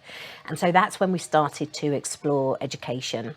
Initially, it started working with teachers around growth mindset and language and how that can influence and impact on our children and their confidence, because a lot of these coaching conversations were around things that were said, you know, in school. Absolutely. And so helping teachers to understand that impact has been really beneficial.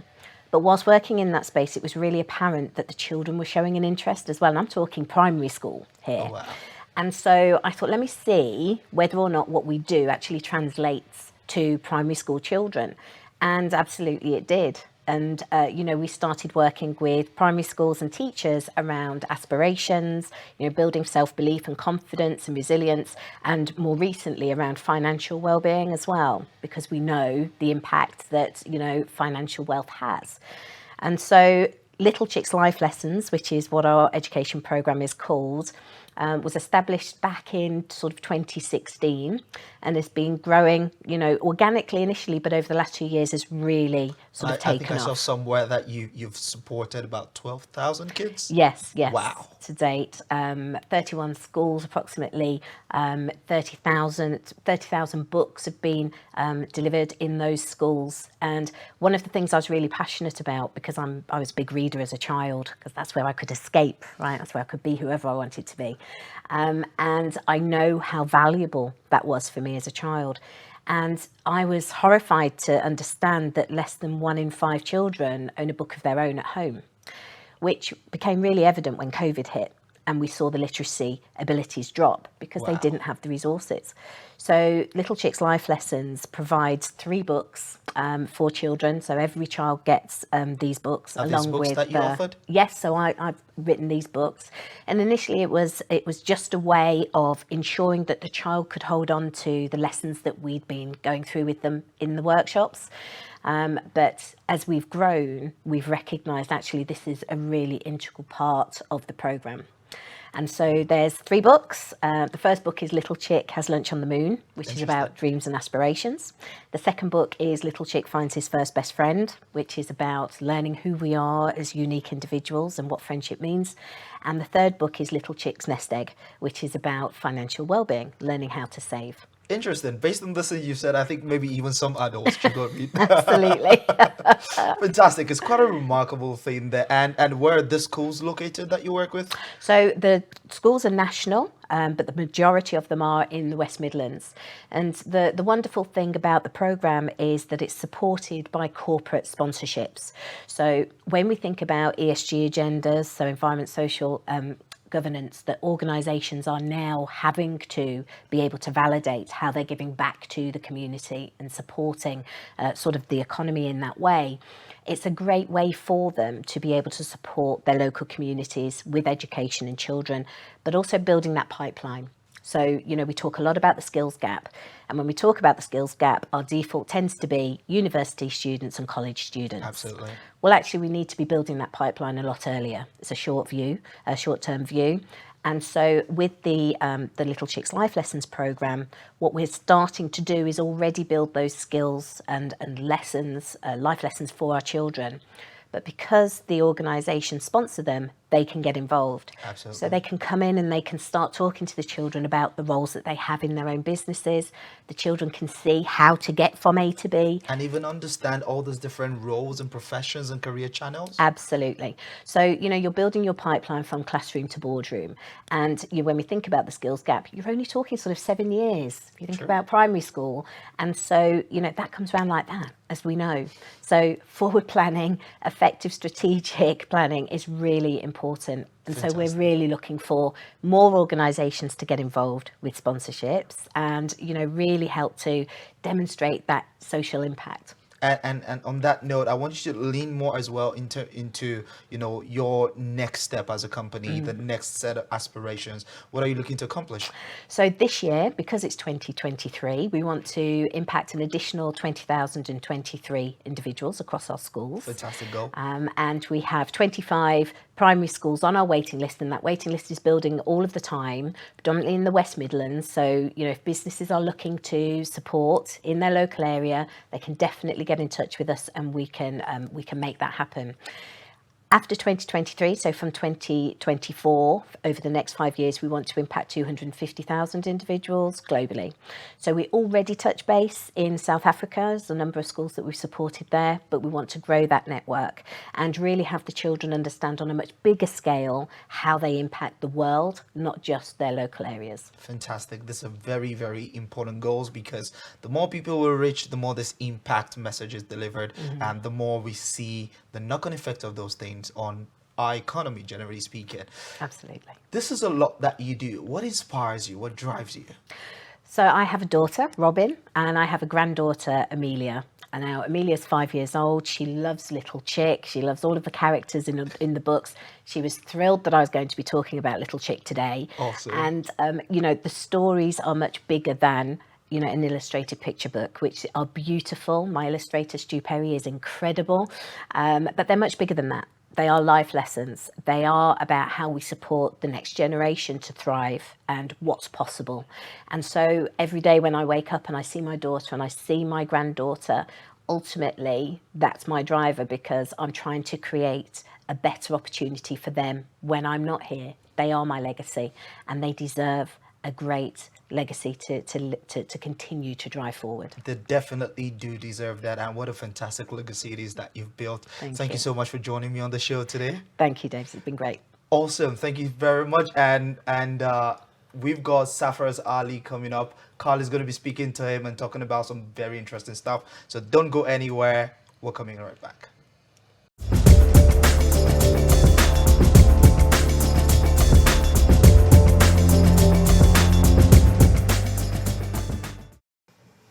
Well, thanks very much, Davis. He'll be back very shortly with our panel debate, which will be ending our show. But I'm delighted to be joined in the studio now by Saf Ali. Now, you're a man who wears many different hats, aren't you, sir? Tell us which hat you're wearing today for this conversation. Firstly, Carl, thank you so much for inviting me to this lovely, fantastic, fabulous studios. Really, really pleasure to be here. Thank you so much.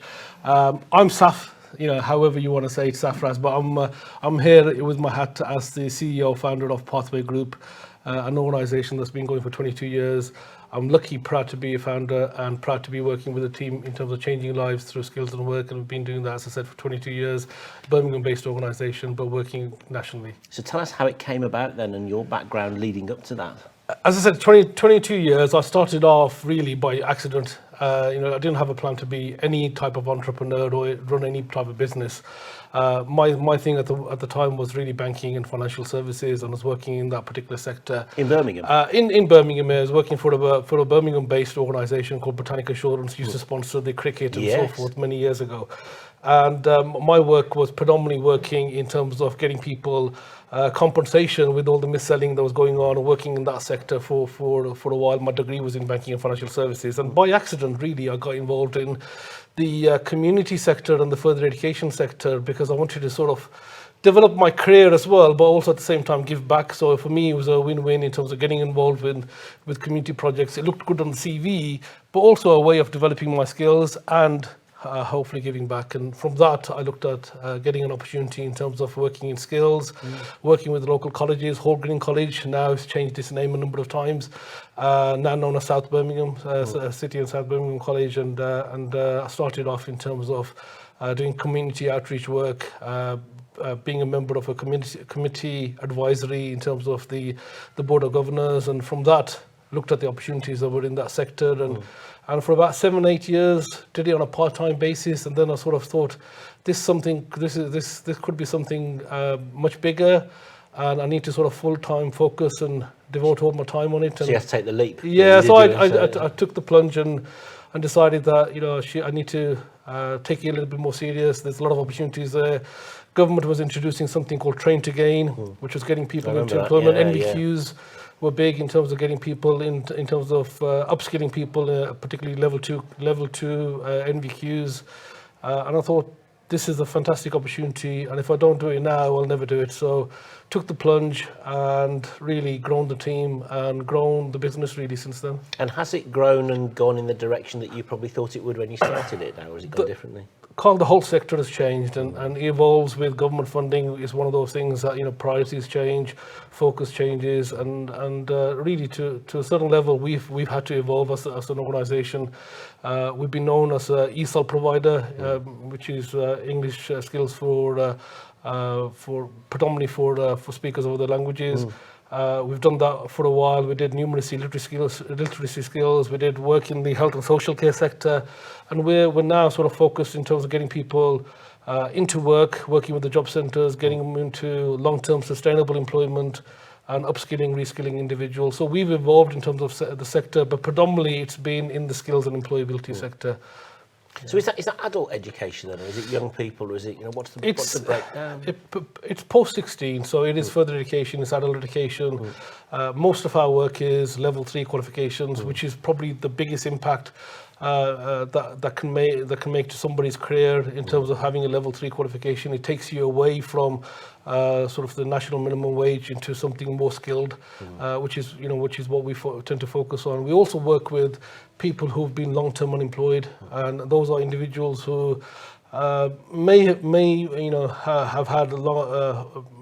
only had one job in their life, and suddenly they find themselves unemployed, redundant. And it's really working with them in terms of that journey of reskilling and looking at what they can do. So we work with many people who are over the age of 50, upskilling, reskilling those individuals, and looking at getting them back into the job market. We currently we're currently in a position where there's more vacancies than individuals. So this is the crazy thing, because normally at a time of recession you would think that there'd be lots of people looking for jobs and they'd be clamouring for them. Yeah. I mean, one of the things that when we're talking to employers is that they just can't find the staff. It used to be the case that when people said we can't find the staff, it was about mindset. Now literally you can't find the people. So is it can't find the staff, or can't find the staff with the right skills?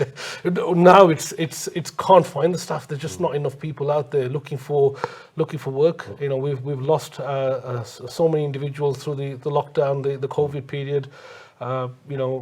We've got what we call the Great Resignation. Yeah, a word that's coming out of vocabulary going on, and people are changing their mindset. So some people are looking at sort of working as contractors, doing self-employed work, and just changing their mindset in terms of how they regard employed work. So upskilling and reskilling and things like that have become, I imagine, more important in the last 2 or 3 years than ever, because people decide, you know, the job they thought they could do is either doesn't exist or has changed completely. And that's exactly it. We've got to be in a situation where it's continuously evolving, continuously improving. Employers want high performance cultures. They want more performance from individuals, and they're investing more and more. And it's got to be a partnership with employers alongside organisations like ourselves in terms of working with them to develop training plans and training matrices and looking at individuals so they're part of the longer term future of the organisations. So what are you looking for at the moment? How could businesses or organisations or colleges help your organisation to do more or to do things more easily? So, our customers are threefold. We've got individual learners who are our customers, we've got employers who are our customers, and we've also got funding bodies where we look at getting grants and funding for organisations. So what we try to do is really match the three, look at individual learners, employees, look at the employers, and look at what's out there in terms of funding and see what we could do in terms of matching. In some cases, we've got certain constraints, so we look for high growth businesses in terms of assisting them with their growth plans. In other cases, we work with startups in terms of potentially introducing interns, traineeships, and in other cases we look at just a recruitment model. So we have a bespoke model for employers. We try and match what their needs are. We try and listen to what employers are looking for, and at the same time we do that with individual learners as well in terms of what their aspirations are. We don't regard ourselves as a traditional recruitment agency. Our job is more longer term, working with those individuals, and we believe in sustainable work. Do you find that employers actually know what they're looking for at the moment sometimes, or not? I think the market is difficult to understand and sort of have an understanding of what the funding landscape is, or the landscape in terms of what's out there. So some employers know that they need something and they need to have a conversation. It's just who they're having the conversation with, and we want to be in a position where they're knocking on our door first. What's the geographical coverage then? Is it predominantly the Birmingham and Greater Birmingham area that you work? So we started off, Carl, really as a Birmingham-based organisation. That's our history. We're very proud to be known as a Birmingham-based organisation. But we've branched out in terms of where the opportunities are. So, we're working now in Greater London area. That's probably our biggest contracts and our biggest activity is in the Greater London area. We're working in Greater Manchester. We work in Cambridge and Peterborough, Nottinghamshire, East Midlands, as well as Greater Manchester. So we're not national, but we're in pockets of areas across the country. And we try and do whatever work we can in terms of working with the devolved combined authorities. Excellent. So how different do you find maybe the issues in Birmingham are compared to some of those other areas? Are they the same kind of conversations? There are similarities. I mean, Birmingham is definitely an area where we seem to have more opportunities, particularly with startups. There's a startup culture that we've got here in Birmingham and in Manchester. What we're finding is we've got bigger employers that we're working with in certain parts of the country. And in some cases, we've got national employers and we're just supporting them across. So there are similarities. And what we try to do is have a hire local people. So wherever we are, our team is from that particular area. So in Manchester, we're employing 30 people, a full team, management teams, tutors and so forth, and are really working with employers regionally wherever we can and understand the marketplace. So in London, they regard us as a London-based organisation. In Manchester, we want to be known as a Manchester-based provider. We've been working in Nottingham, as an example, for over 12 years. So we're proud to work and support those areas. Well, that's good. If they're looking at you like that, then they think you must know the marketplace. Absolutely. We try and do that with the local knowledge that we've got and the local people that we tend to hire and the expertise. And we've got a regional board, so we wherever we work, we're trying to keep very close relationships with the councillors, with the LEPs, and with the people who are in the political arena as well as prominent business people. You said enjoying it.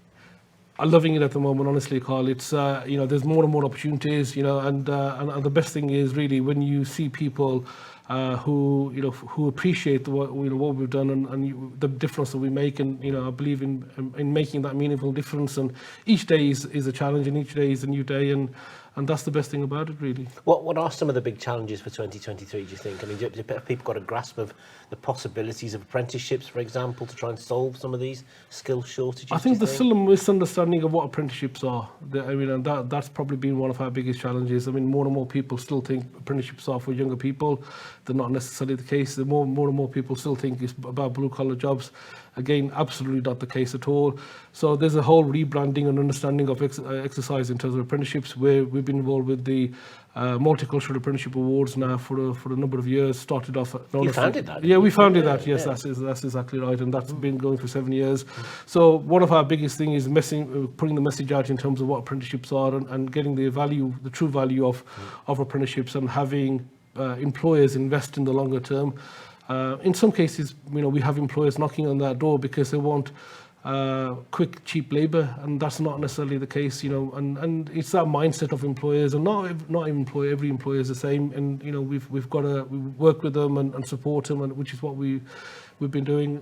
People is probably the biggest challenge, in terms of finding the right people, retaining the right people, and growing those individuals. But if you can grow your own as an employer and get apprentice on board and get them to learn the culture of a business at the same time as learning their skills, it's great for the apprentice and it's great for the employer as well, isn't it? Absolutely. I think a lot of it, what I find is particularly SME businesses, when you've got a business owner, leader working with those individuals, you get a lot more.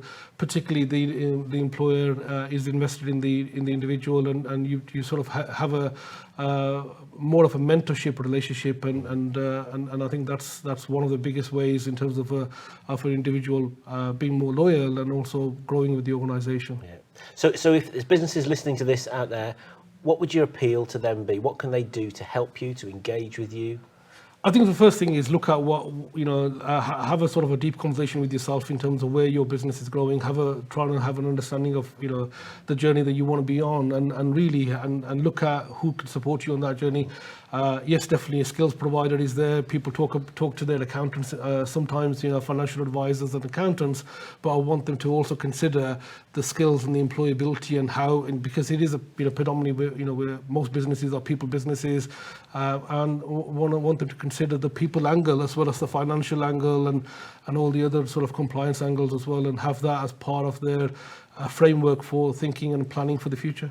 Lots to do then, by the sound of it. Yeah, this year. absolutely. Thank you so much. Keep in touch with us. We'd love to hear your success stories, because that's what we're all about here, really, finding out what businesses are doing, what's on their minds, and you're in a good position to tell us all about it. Thank you for the invitation. Really lovely studios, as I said. Absolutely fantastic to be here. Great to see you. Thank you very much, Sam. Thank you. Over to Henry now for some more Birmingham Business News headlines.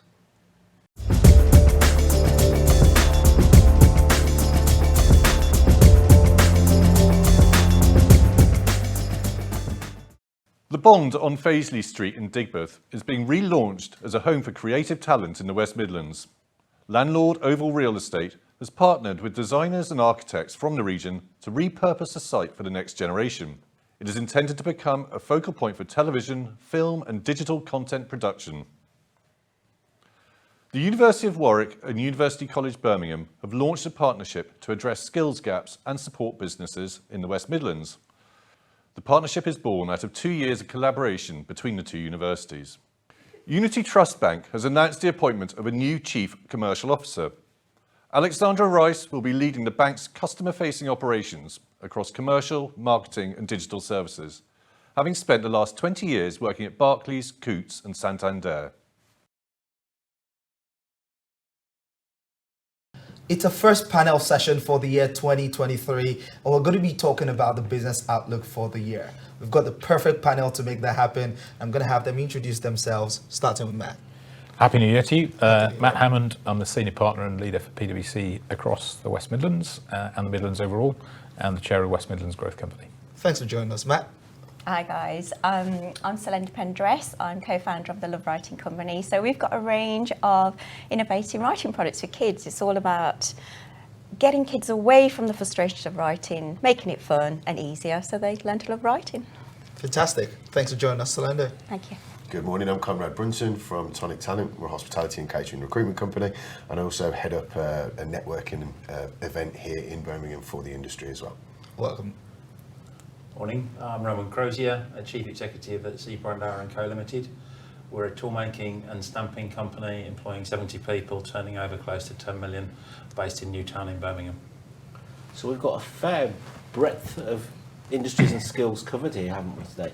I guess the first question that I want to throw out, in the headlines, pretty much ever since we started the new year, is what's the government going to do to help the economy? Is the government doing enough to help companies with energy bills, with solving the strike situation? So I just maybe want to throw this one out to the panel to start with and say, if you've got a wish list, is there something you think the government should be doing at the moment or could be doing at the moment to help? I mean, Matt, from your point of view, because you come across a broad range of sectors, what are people telling you and what do you think about that? Look, if there's one watchword that I'd have, and this isn't really just about government, it goes to businesses, it goes to the consumer, it goes to overseas investors in the UK, it would be about stability and confidence, secondly. As soon as stability goes, confidence starts to go. As soon as confidence goes, business decisions get delayed or procrastinated over quite understandably. And I think for most people leading businesses, whether they're SMEs or international businesses or otherwise, the reality is that they've gone now through pretty much 14 years of almost a situation of perma-crisis, right? We went through the global financial crisis. Most of the last sort of decade in the UK has been dominated by a discussion around Brexit and the impact of that. We've then got the pandemic. So leaders at all sorts of levels need some stability. And if we're going to continue to make the UK attractive as a place to invest in, to work in, for consumers to spend their money in, then we need some stability. Which Digby Jones was saying a bit earlier on in the show about how what we need is a little bit of a boring time. We've had so many, it's been an absolute roller coaster, hasn't it, over the last few months. Nobody quite knows, is it good times around the corner, is it bad times, have we seen the worst of it, is inflation at the highest it's going to be, is it going to get worse? How far ahead do you look at the moment? Can you look? I think it's difficult to look much further ahead than this year. In reality, most businesses will plan over a 5-year cycle, but the further you go out from year 1 to year 5, as we all experience, I'm sure, it's more difficult to get accurate. And the reality is, if you tried to plan for 2023 5 years ago, you'd have to tear that up, okay? Absolutely. So being really dynamic about business planning and business decisions is critical. And I look at a lot of our clients led by individuals, a lot of the people that work with them, a lot of colleagues. We're each used to taking decisions in a much more agile way over the course of what the last 3 years has thrown at us in particular. So I think we should all have some confidence that actually we've been through some tough stuff already. We've had, as I just said, 12 or 14 years of tough stuff. It would be quite nice actually I'll tell you what would be really nice is to have the summer that we had last summer in Birmingham. Right. We can't do the Commonwealth Games again. I know. But just to have that period of focus on something that was good and positive and inclusive in a way that brought everybody together would be really helpful. It's quite interesting. And would that be the same expectation that you have, Solander, as a small business owner? What is the outlook for you? What are you looking at for, particularly from the government? What do you think the year should hold? Yeah, I think as an SME, we only set up 3 years ago, so we've probably been through the worst turbulent time you could possibly get. For me, I think the government needs to give a little bit of reassurance that they are there. I've seen very little sort of reassurance, sort of policy, sort of help support for small SMEs. And obviously it's a very worrying time. So obviously all consumers are worried about the energy, they're worried about the cost of living. But if they don't have the finance, they can't buy from me, they can't purchase from me, so it's more worrying than ever. And I've seen very little reassurance from the government. I'd like to see a bit more like, we're here to help you, we're going to put some policies together, we're going to put some plans together. Being an entrepreneur, especially an SME, it's quite lonely, and when you've got no support, we've got some support groups and some business groups, and what I'd like to see is possibly then looking at how can we reach out to the small SMEs who really are our economy. We need SMEs for our economy. So I'd like to have some reassurance, obviously some confidence as well, and maybe it doesn't have to be all about financial support. It can be a little bit about here's a support group here, here's like some, what do you need help with marketing, what do you need help with funding, what do you need help with investment, what do you need? Just maybe some pathways. I mean, the government was talking last week, Prime Minister, wasn't he, about the importance of literacy and numeracy and boosting that. I guess from your business's point of view, that was quite good to hear. Yeah, that was brilliant, to hear. And there's been quite a bit of noise in sort of the news about how children need more help and support. So for me, it's brilliant. I've got resources that can meet that need. But the channel to get there is probably a little bit hazy. It's like, how do I get there? How do I reach these people? I've got products that can help. I've got resources. I've got what they're looking for. But how's the path? How do I actually get there? Who do I reach to? And I've tried many times to reach people, in the sort of the government sector. It's very difficult. But yeah, it is good news, and I'm glad to see there's more in education. I'm glad to see there's more of a focus on childcare. I'm glad to see there's more focus on children's well-being as well as their education as well. But then the pathways to participation, like you rightly said, and I'm sure that that's going to be the same for quite a number of other industries, because like you rightly said, the small businesses are the bedrock of the economy. And Conrad, what's been your experience in this time that we had last year, all the ups and downs, and coming to the new year? Particularly in your sector, the hospitality industry is a massive one in the country. Yeah, everyone knows it's been a very difficult year. The hospitality sector has started to recover. Yesterday there were some numbers released from some of the big players that they'd actually started to make a profit at the end of last year, which hopefully that's filtering down to independents as well. People I've spoken to, even just the start of this year, have actually been quite buoyed by the number of people that have been coming through the doors. So the conversations we've been having with clients and connections, people have been nicely surprised with the numbers that they're getting. So hopefully that continues throughout the year. I think the support from the government with regards to the energy crisis, I don't need to go into that. Something's going to need to continue there because I spoke to one client, a large hotel. Their energy cost used to be £500 per day. It's £5,500 per day. It went up to one stage. So you just cannot pass that on to the consumer. So something's going to have to happen there. A reduction in VAT is something that a lot of our clients and connections are saying that would be fantastic to see. That's been suggested a few times, hasn't it? It has, in the last yeah, couple of for the budgets, and then industry. it didn't happen. Well, it's something that happened during the pandemic, and it did help. And I think if something was to happen with a freer movement of labour back in as well, because a lot of people are struggling to find the right kind of people to come and fulfil the demand. We hear about some people who've got say a hotel, and they can't sell the whole hotel simply because they haven't got the chambermaids to make the beds. Now that's really, really poor, and we need to address that, because the demand's there.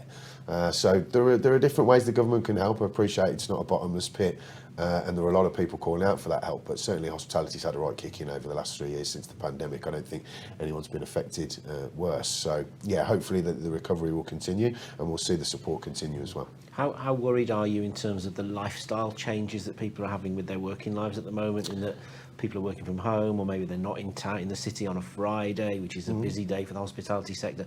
Are those trends just here to stay regardless of the economy now? Yeah, I think forward-thinking operators are going to have to think how that they can, adjust their businesses. Maybe you look at doing something for takeaway. I don't know. There are a number of ways that you could look at doing that.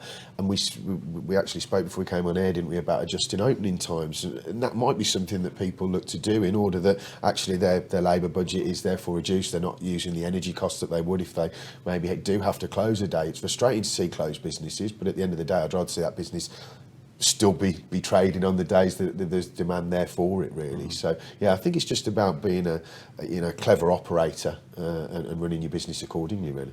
And what about with your manufacturing hat on, then, Ro? How are you feeling in terms of support that's available or not? I can sort of understand what these guys are saying and support that. We're very similar. So if I start with the positives, so from a skills and R&D perspective, apprenticeships have been life-changing for our business. If you invest in it over the medium to long term, you get the return from it. You've got to see that as a long-term fix, really, to developing your engineers of the future. Secondly, R&D. Again, over the pandemic, we managed to retain an awful lot of expensive employees by plunging them into collaborative R&D projects, which are government funded by Innovate UK. That was fabulous for us, and that got us into new markets, new industries, and helped us to retain some of those skills that we'd spent so much time developing and securing. They're the positives. That must continue, and businesses must continue to benefit from that from an engineering and skills perspective. The negatives, I think people have touched on from I can talk as an SME engineering company. There is a distinct lack of business support for small sort of strategic projects, whether that be a small piece of equipment you want to buy and try out in a low risk way, whether that be some consultancy that you want to secure for strategic marketing. There's a lack of that, and it's getting less and less and less.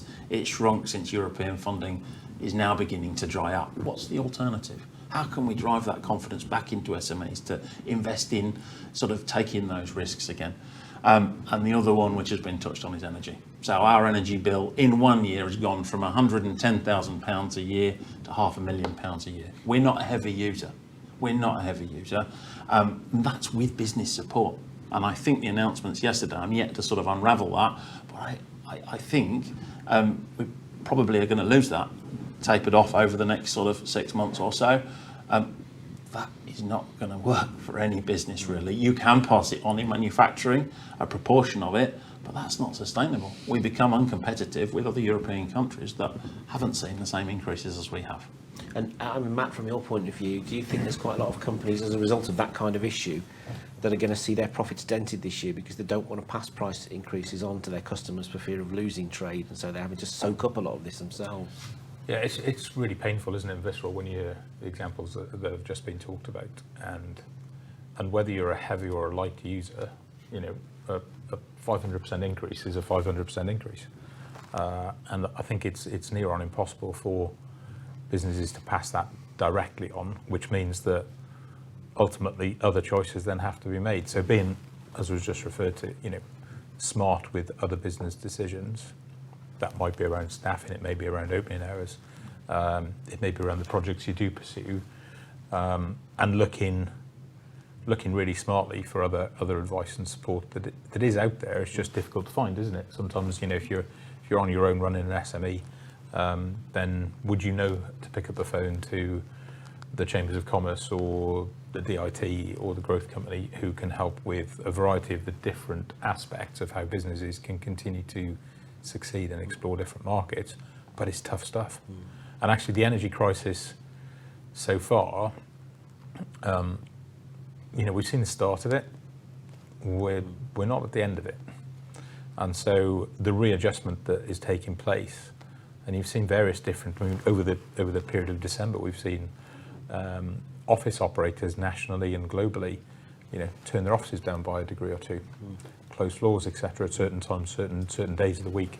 So everybody's having to think quite differently in a way that actually you wouldn't have imagined 5 years ago. You just wouldn't have imagined doing it 5 years ago or even 3 years ago. But unless you do that, then the consequences are so acute. Then you're almost forced into it. It's survival, isn't it? Really, it's survival at that point. I guess there's also an issue, and maybe from the hospitality industry's point of view more so than others, that a lot of businesses used up a lot of their reserves over the last couple of years with COVID and a lot of things. Their buffer, their sort of rainy day funds, and now those coffers are empty, aren't they? Oh yeah, absolutely. Yeah.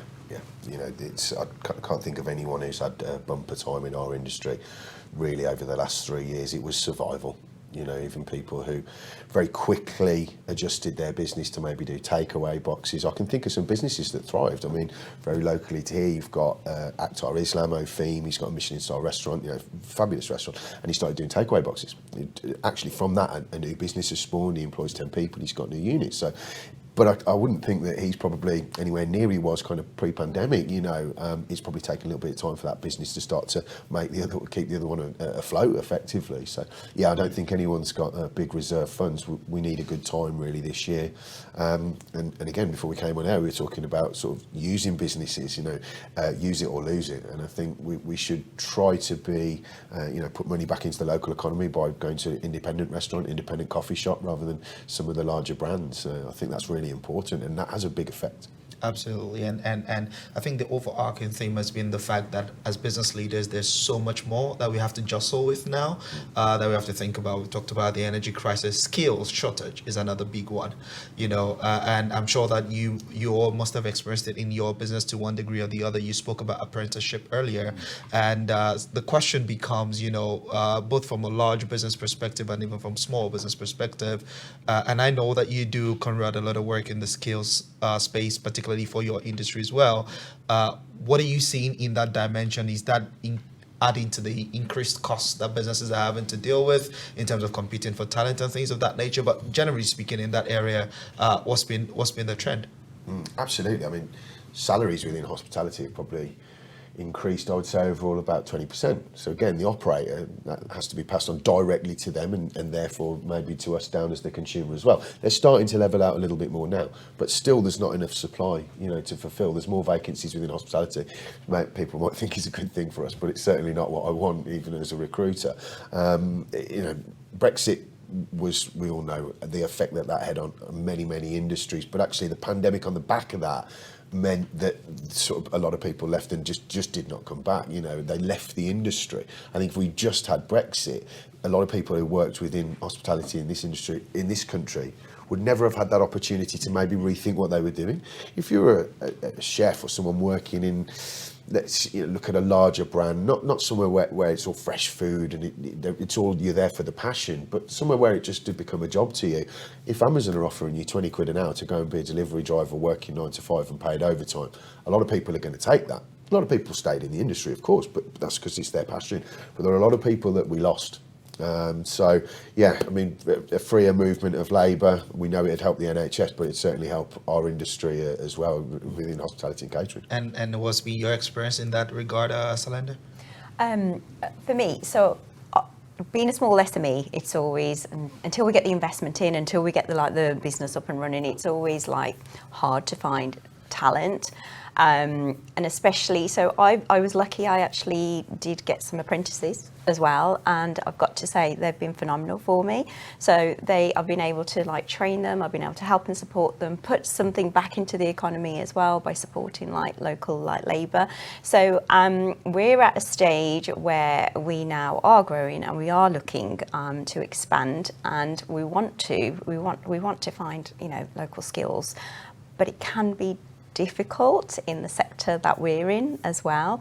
So like I said, I've used I've been part of the apprenticeships, and I've got to say it's a phenomenal scheme. It's brilliant for helping the young people. We're all about supporting young people, children upwards, and part of that is, you know, supporting teenagers, young people, in giving them some skills. So we did use the Kickstarter scheme when that came in, and I thought it was phenomenal. So from that we had 2, and we've retained one of them, so I've been able to keep the skill set and also put something back into the economy by enabling them to employ them afterwards as well. So that was a brilliant scheme, and I just wish the government would do a bit more like that as well. Because it's unusual, isn't it? You know, traditionally in times of recession, you don't have such a tight labour market, do you? You normally have, you know, a big pool of workers who are out there desperate for jobs. But what we're hearing is that some employers, they're offering interviews to people, and then people are just not turning up, or they want to put a counter offer into an employer, say, yeah, I'll come and work for you, but I want more than you're offering, and I want to work from home, and I want private medical care, and I want a company Porsche, and it's the boot's on the other foot somehow, isn't it? Do you think, Matt, at the moment? It has been, it still is. I think there are some signs of that changing a little bit. If you looked at the dimensions around this, there's recruitment and retention. I think retention's become really, really important as well. And there are lots of places you can look for in terms of, you know, inspiration around retention and what that really looks like, depending on the industries. But then it also is boiling down to recognition and reward. Now, there has been a massive change, right? The pandemic itself brought around a massive change, not just in working habits. There was that, was it the 23rd of March? That everybody essentially was working from home that year, 3 years ago. You know, there was one big swing lever to change almost everybody's habits that needed to happen. But there is no swing lever to come back the other way. So we've got the benefits of some of that flexibility and mobility, and I have absolutely no doubt that there are some jobs, some vocations that actually are maybe better done, or at least better done in hybrid in that way. But for many of the experiences we've just talked about, actually there are far deeper impacts of working together, physically being co-located, that have other benefits as well. I mean, for one, clearly the hospitality industry would be far better supported if we were where we were 3 years ago. But the reality is it's probably not coming back in quite that way, in that pattern. So I'll go back to where I started, really. You know, we've talked a little bit about government spending, but if you looked at the UK economy, there are sort of 3 elements to it. There's government spending, there's consumer spending, and there's business investment. And consumer spending patterns have also changed markedly. You know, where people spend their time, how they spend their money, what they don't spend their money on equally. And so consumer decisions are going to have an enormous impact, regardless of their own negotiations with employers and everything we see going on right now. A huge impact on the very industries that you see around this table. And at PwC, we're only a reflection of our clients. So, you know, yes, we're a sector in our own right, and a very successful one, and a very big one in this part of the world. But ultimately, it's consumer spending and business investment that needs to follow any government decisions. And unless you've got the 3, you've got weaknesses inherent in an economy. And I mean, Rowan, from your point of view, you know, it was all very well, wasn't it, when the pandemic kicked in, people say, right, work from home. You know, if you're a tool maker, no, you can't need people, and you can't do that, can you? So how much you weren't able to change to the degree that the government maybe wanted you to, I suppose? No, we were manufacturing components for medical face masks, so we actually we got key worker status pretty quickly, and the factory remained open pretty much right through. Roughly speaking, we reduced our headcount down from approximately 60 people down to about 40. We had 20 in the factory and 20 working from home, pretty much. That's how we worked it. And we were like that pretty much for about a year. business then came back and off it came. But we did see some of the same sort of challenges there, getting people who were in the factory said, well, that's not fair. Initially, that's not fair. We'd like to work from home as well, and it's like, well, you can't. Your job just doesn't allow it. And then when we actually came to bring people back to work, that's been not too bad. But again, we have seen some people raise questions and say, well, actually, I'd rather work from home. And it's getting that balance right. There is always a compromise, and we still do work in a hybrid situation, and there is better flexibility to allow that to happen. And we've sort of embedded that informally in our policies to allow it to carry on. But people are doing things differently, just in that working environment in our factory, and that sort of spills out into everything else. How long they want to work for, how much they want to earn while they're working, how much they want to spend, how they want to spend it, do they want it delivered to their door, do they want to go out and get all of those things is a massive reboot and reset. And I hate to use the sort of the terminology, the new normal, but that's what we called it, and that's it. And I think we're still settling in, which doesn't help with the certainty point that we all said we need going into this year. I do think there are a number of other features that we've seen as well, right? So we've seen vast numbers of people leave the workforce over the last 3 years. I think what will happen there is that a lot of those people, and there is the sort of 50+ category that left as a mass exodus almost. I think a number of those people will have done calculations based on the previous 10 years of low interest rates, low inflation, relatively stable prices, etc. I think we'll see an influx back into workforce. And let's be really clear, when we're talking about skills, that also talks about experience, and bringing some of that experience back will be really helpful. We've talked about migration flows essentially of workforce as well, because it's a key part of what we need in the UK. There are other skills that have been developed over the course of the last 3 years. If you'd have asked us all back in early March 3 years ago, could you all work from home tomorrow? We'd all have gone, not sure we could actually. We think the technology's there, but we're not really sure. And most businesses went through that. So people have learnt new skills, and particular, as we employ quite a lot of young people, new joiners to the workforce, of course, have readily adapted to that straight away. At the same time, we've probably lost some of the skills that are also important for a holistically successful business model. And you lost them quite abruptly, don't you? Well, you lose it through people being. There are things that happen when people are co-located that don't happen on a Microsoft Teams call or a Google Meet or a Zoom call or whatever, right? There are things that are much better done together, and we know also that it's probably not very healthy for most people to work at home the entire time. Exactly. Right? We're sat in your place here. We're on the right type of chairs, at the right type of desk height, with the right type. You've got the right kit. It is not healthy for people to be working alone, long term, on the end of their kitchen pedestal or wherever they may be, and it's definitely not healthy for some of the businesses that we've talked about. So again, it comes down to using the skills that we've acquired over the last 3 years, and also looking how we can reintegrate other new skills that are going to need to be developed to create a more successful economy. And there are two areas on that in particular. And again, kids and young people pick this up really quickly. Technology skills, right? So it's become assumed now in most of our environments. Every industry will have its own software and hardware differences, but technology skills absolutely critical. So digital skills and reaching some of our disadvantaged communities, particularly in this city, where actually they don't have, and people don't have ready access to what we probably will take for granted. I bet if you'd ask the panel, everybody's got a laptop and a mobile phone and probably an iPad. Here, then? Are we technological pioneers? But that doesn't exist everywhere. So we can't take that. Let's not take that for granted, because we've got to release the potential of that part of the working population that will come through to fill some of the requirements. And then the whole environment that we haven't touched on, of course, is carbon reduction, net zero emissions, and actually there are a whole range of new industries and jobs being created there, as well as skills for the future.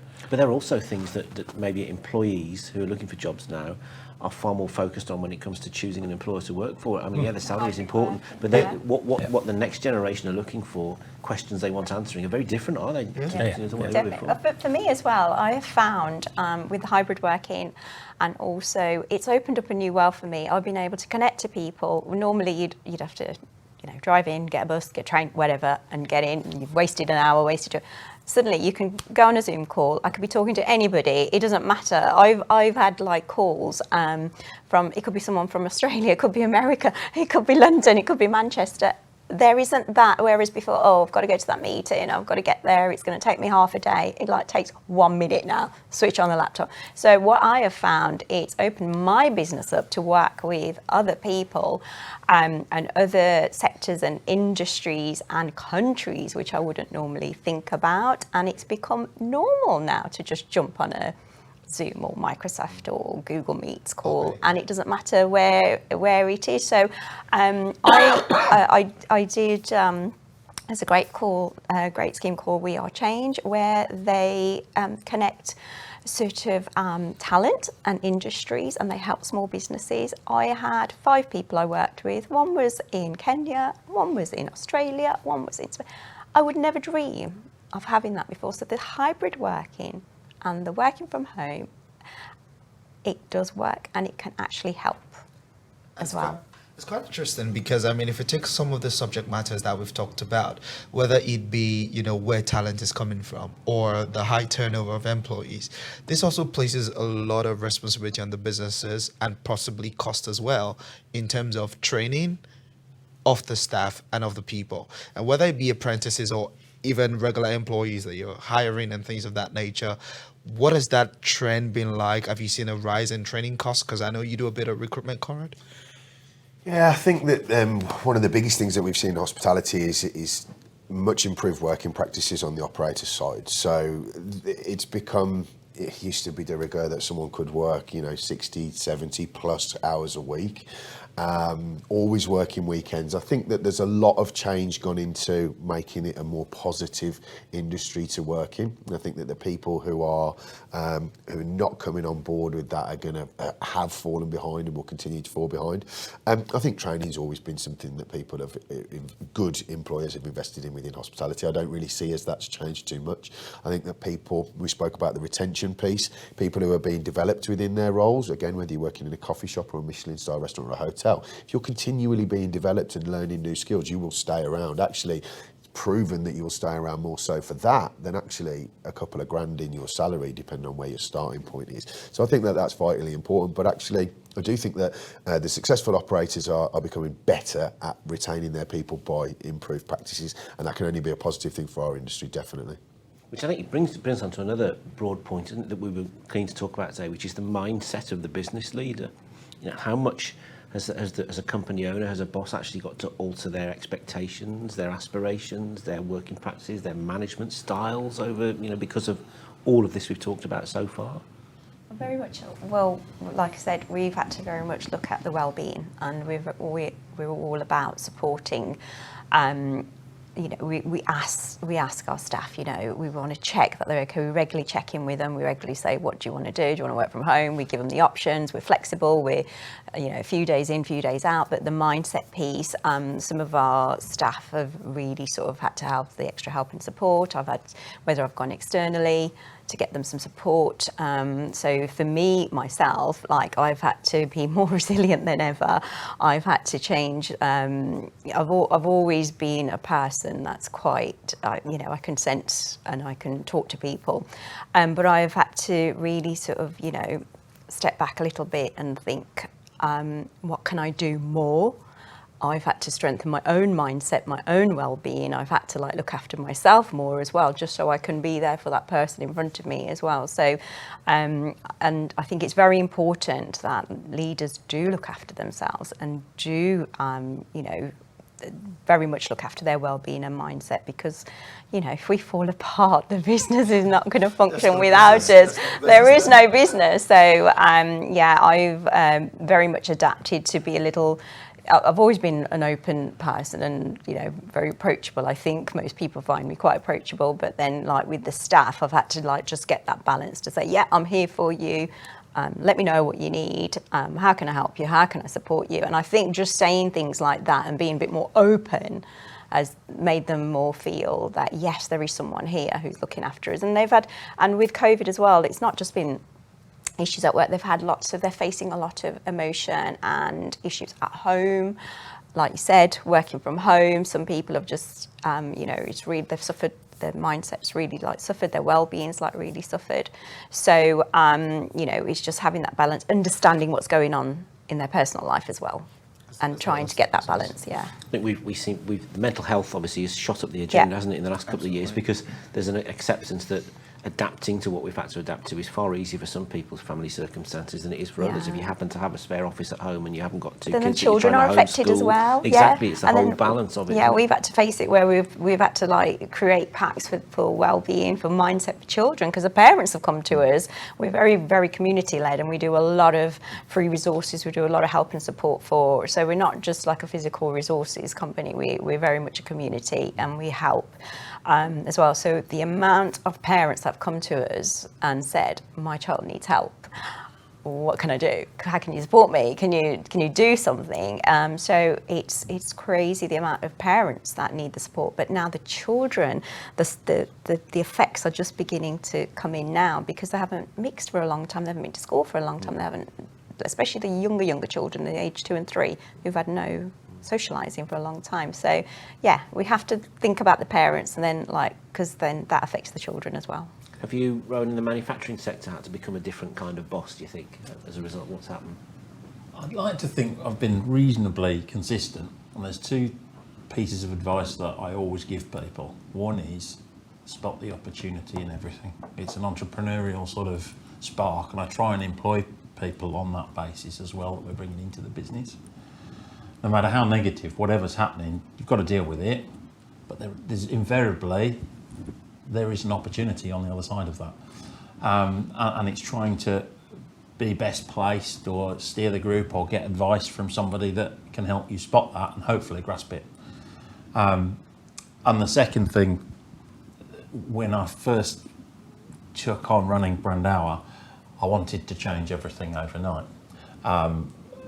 And that ambition I think is important, but as you become more experienced, more seasoned, and what the world has thrown at us as business leaders in the last sort of 10 years and more, it takes time to drive change, and good, constructive, positive, consistent change. It takes time. So lower your expectations down a touch, be a bit more realistic, and pick the things, particularly for an SME, that make the biggest impact, and go for it. Absolutely. And Matt, particularly in your business, dealing with multiple clientele across the world, what has that been like in terms of helping clients understand the need to evolve managerially to manage all those different complexities that we're seeing today? Yeah, but at the end of the day, this comes down to people, right? We could talk about it through the lens of a third-party company, which is quite impersonal, but this is all about people. And there are sort of 3 lenses I would put on it. The first is, and it's been touched on by colleagues on the panel already, which is demonstrating care for one another. All right. So if you think about the narrative that's going on the whole time for people, right? Cost of living crisis, energy crisis, health crisis. It's just one thing after another. That's pretty wearing on individuals, and actually just finding the time and space for people to genuinely care about what's going on for them. And I think some of the barriers about talking about health-related matters, well-being issues, some of those have dropped down a little bit, not for everybody, but just a little bit over the course of the last few years, which is helpful because we're going to need to do more of that, not less of it. You're probably seeing the leading edge, aren't you, of what might happen in 10 years' time as a consequence of what's happened in the last 3 that we need to be thinking about as well. From a client perspective, I'd say there's one thing that everybody's gotten used to, and this is healthy as well, right? Which is, if you think about professional services, you probably have some impressions of us as PwC, or you would look at a business leader and think, well, they'll know the answer.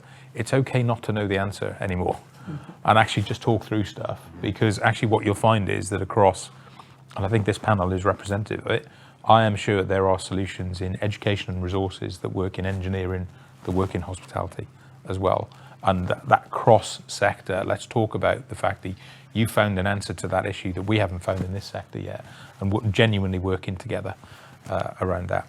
I think it's quite reassuring to some businesses to have exactly that approach, to admit that you don't have the answers to things, because there's a lot of people feeling quite insecure about lots going on.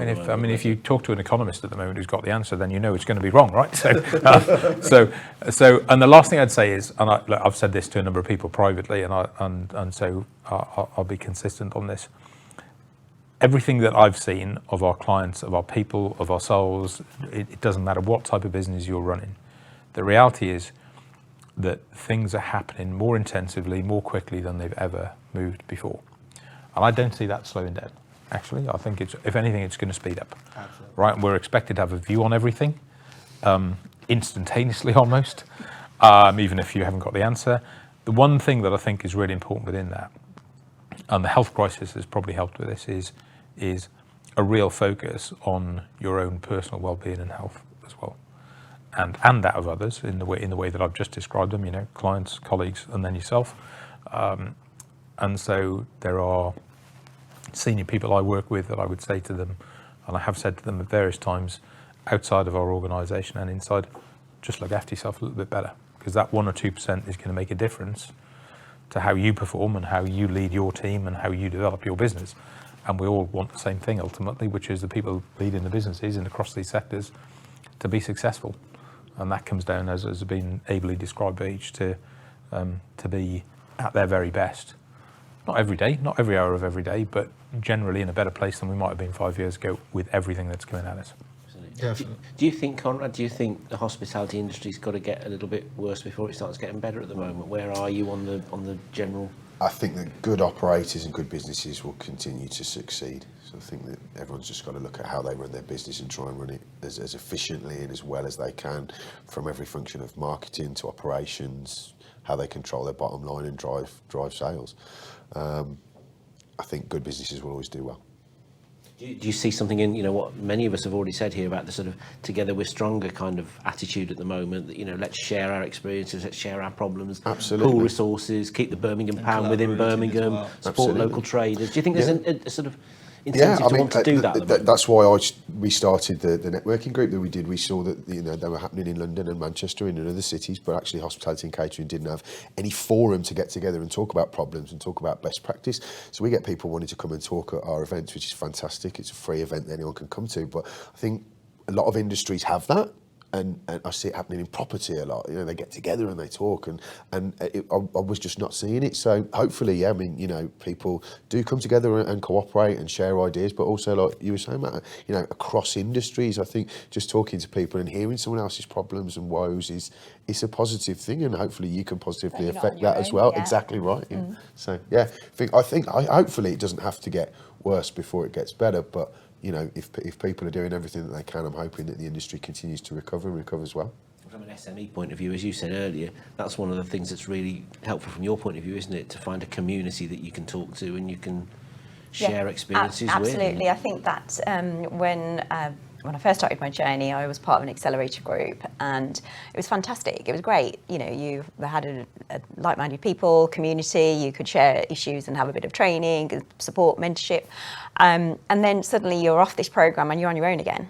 And that's what I find is really, really lacking. There's got to be something that can be developed, and there is lots of accelerators. There is a lot of business support, but people don't know where to go. Secondly, they're only for limited time. And then now where I'm at the stage, we're going through growth, we're having new opportunities, we're going through investment. I'm like, I've got to find these people. I have to find them myself, whereas it would be brilliant if there was some kind of support and guidance. So I think it doesn't matter what sector you're in, no matter where I go, there's always someone there who can help. There's always someone there who can just be I'm here to listen. Yeah. Just an ear, or you never know who can introduce you to someone. There's always an opportunity everywhere, and it's just so I would say, if people could connect more, it doesn't have to be in the same sector. it's all about, you know, just more work. It is about working together and Absolutely. finding those opportunities. And business, there are always going to be opportunities that Yeah. we all identify in our sectors that would be beneficial to other industries only if we have those connections, collaborations, Yeah. conversations, and we can all learn from each other. And so generally for each of you over the year 2023, what is your outlook? What's your mindset? How are you approaching the year as a business? For me, I'm just really going for it. We're going through investment. Like I said, we've got some opportunities. We're going to be launching in the US as well.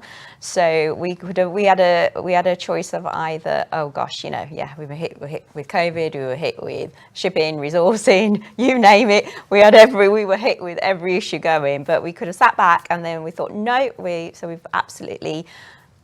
going for it. So for me, it's all about looking at the opportunities, connecting to the right people, and it's all about continuing to believe in the business that we make a difference, we make an impact, we make a difference to children, and it's finding the right community is going to help me get there. I think for myself, just speaking about the wider industry, I just hope that the recovery, you know, continues within hospitality and people use the businesses that they love. I suppose from my business perspective, we're hoping for a good year and to get to a point that we sort of were pre-pandemic, really. We had a nice amount of money in the bank for the rainy day. We didn't realise how much it had rained and for how long. But yeah, hopefully we can get back to that point. So yeah, I'm pretty hopeful about this year. Confident, we're absolutely going for it as well. So from our business's perspective, we supply 26 different countries, 10 different sectors, and that's part of our strength. Our core strength is that diversity. Long may that continue. So we're driving to continue our sort of break into the Middle East, supplying male grooming components for razors. In addition to a lot of componentry that's going into EV and automotive, along with our current largest sector, which is construction and plumbing. Growth in all of those three areas, really. And how are we doing it? Completely relaying out the factory to make us more efficient, give us more capacity within the four walls that we've got. And we've just opened a second tool room dedicated for all our new tooling. And that's in a training facility that will be doing all of the practical element of an upskilling course for toolmakers as well. So we've got a lot going on, a lot more going on, and we're very confident that that's the right thing to be doing. Excellent. Well, we started with you, Matt, so we'll finish with you. Get your crystal ball out. What would you like to see happen in 2023? Look, I'm really optimistic about the future, right? And in particular for this part of the world. Right. So in the near term, we've covered loads of challenges that everybody's wrestling with. But there's a really nice statement and quote that I go back to at times like this, which is people overestimate the amount of change that will happen in 5 years, but underestimate the amount of change that will happen in 10. And if you think about the decade ahead for this part of the world, right, we've actually got a much more balanced economy than we've ever had in terms of sectors, and we've got some really interesting growth sectors. We've got a really young workforce that actually, if we release that potential, would be very high for the region. We've just come off the back of a brilliant 2022, and actually we've made this place, this city, a place that people around the UK and around the world want to visit. All right, and we need to see that come back in the summer as well in different ways. Maybe because people make fewer overseas travel choices, but let's see tourism be a part of what we do here as well, and then. Actually, just a bit of a spirit of resilience and confidence, because it's easy to get if you listen to everything you read in the media every day, you'd probably shut up shop. But the reality that I see is quite different to what you read in the media, which is the businesses, as we've heard about, optimistic, opportunity, growth. Right, those are the watchwords that business leaders are looking for. Same for myself. Whether I look at that through the PwC part of it, which is the success of our clients, the growth of our people. I mean, we barely scratched the surface on the skills agenda, but what we're now doing with graduates and apprentices and the diversity of what we're recruiting locally is absolutely fantastic. All right. In terms of inward investment to the region, and I'll put this on with sort of growth company comment. We built an enormous pipeline of inward investment inquiries through 2022. Okay, for this region, it grew by 300%. Over the course of 2022, right, we have 1,000 inbound projects for the region. Right, we've got to convert those. right? Because that goes to jobs, it goes to growth, it goes to opportunity, it goes to opportunities for other businesses. And are they across lots of sectors? Lots of sectors, because guess what? This part is right in the centre of the country. Yes. You can get the talent, you can recruit people, you can develop people, and actually we're going to be one of the most connected regions in 10 years' time. Absolutely. You know, whether you like or loathe HS2 is only around the corner in the scope of the history of Birmingham and the Midlands and the UK. So we've got opportunities like that just around the corner as well, which is why then the last dimension is let's think internationally. And it's not people tend to I think about, to be an international business you've got to be a large business. One of the things that the last few years, more than any period I think has done, is bring small businesses into the international territories really, really quickly. And we've got to think about how we export trade and services from this region as well, using all of the talent that we've got across various industries. So optimistic, you have to be, and let's just go for it again as we did in 22. Absolutely. And what better way to wrap it up than talking about optimism for the year, in spite of all the challenges that we've had in the years prior. It's going to be a great 2023. I don't know if you agree. Well, it is. I mean, you can see here from the optimism and the plans and the determination. I think that's why these panels are important, because you can read what you like into a survey, can't you? But let's hearing it from across different sectors that there are so many positive things happening and so much proactive things going on behind the scenes. That's what this is all about. So thank you, all of you, for coming in. Thank you so much. A happy and prosperous 2023 to you all. Thank you very much. Thank you, guys. Cheers, thank you. That's pretty much everything we've got for Birmingham Business this particular episode. Don't forget, if you think there's something we should be talking about, if you'd like a seat on one of these panels, if you'd like to suggest a debate, you can get in touch with us through our website. We will leave you. We have one just final job, and that is to find out who's in our 90 Seconds with Hot Seat this time.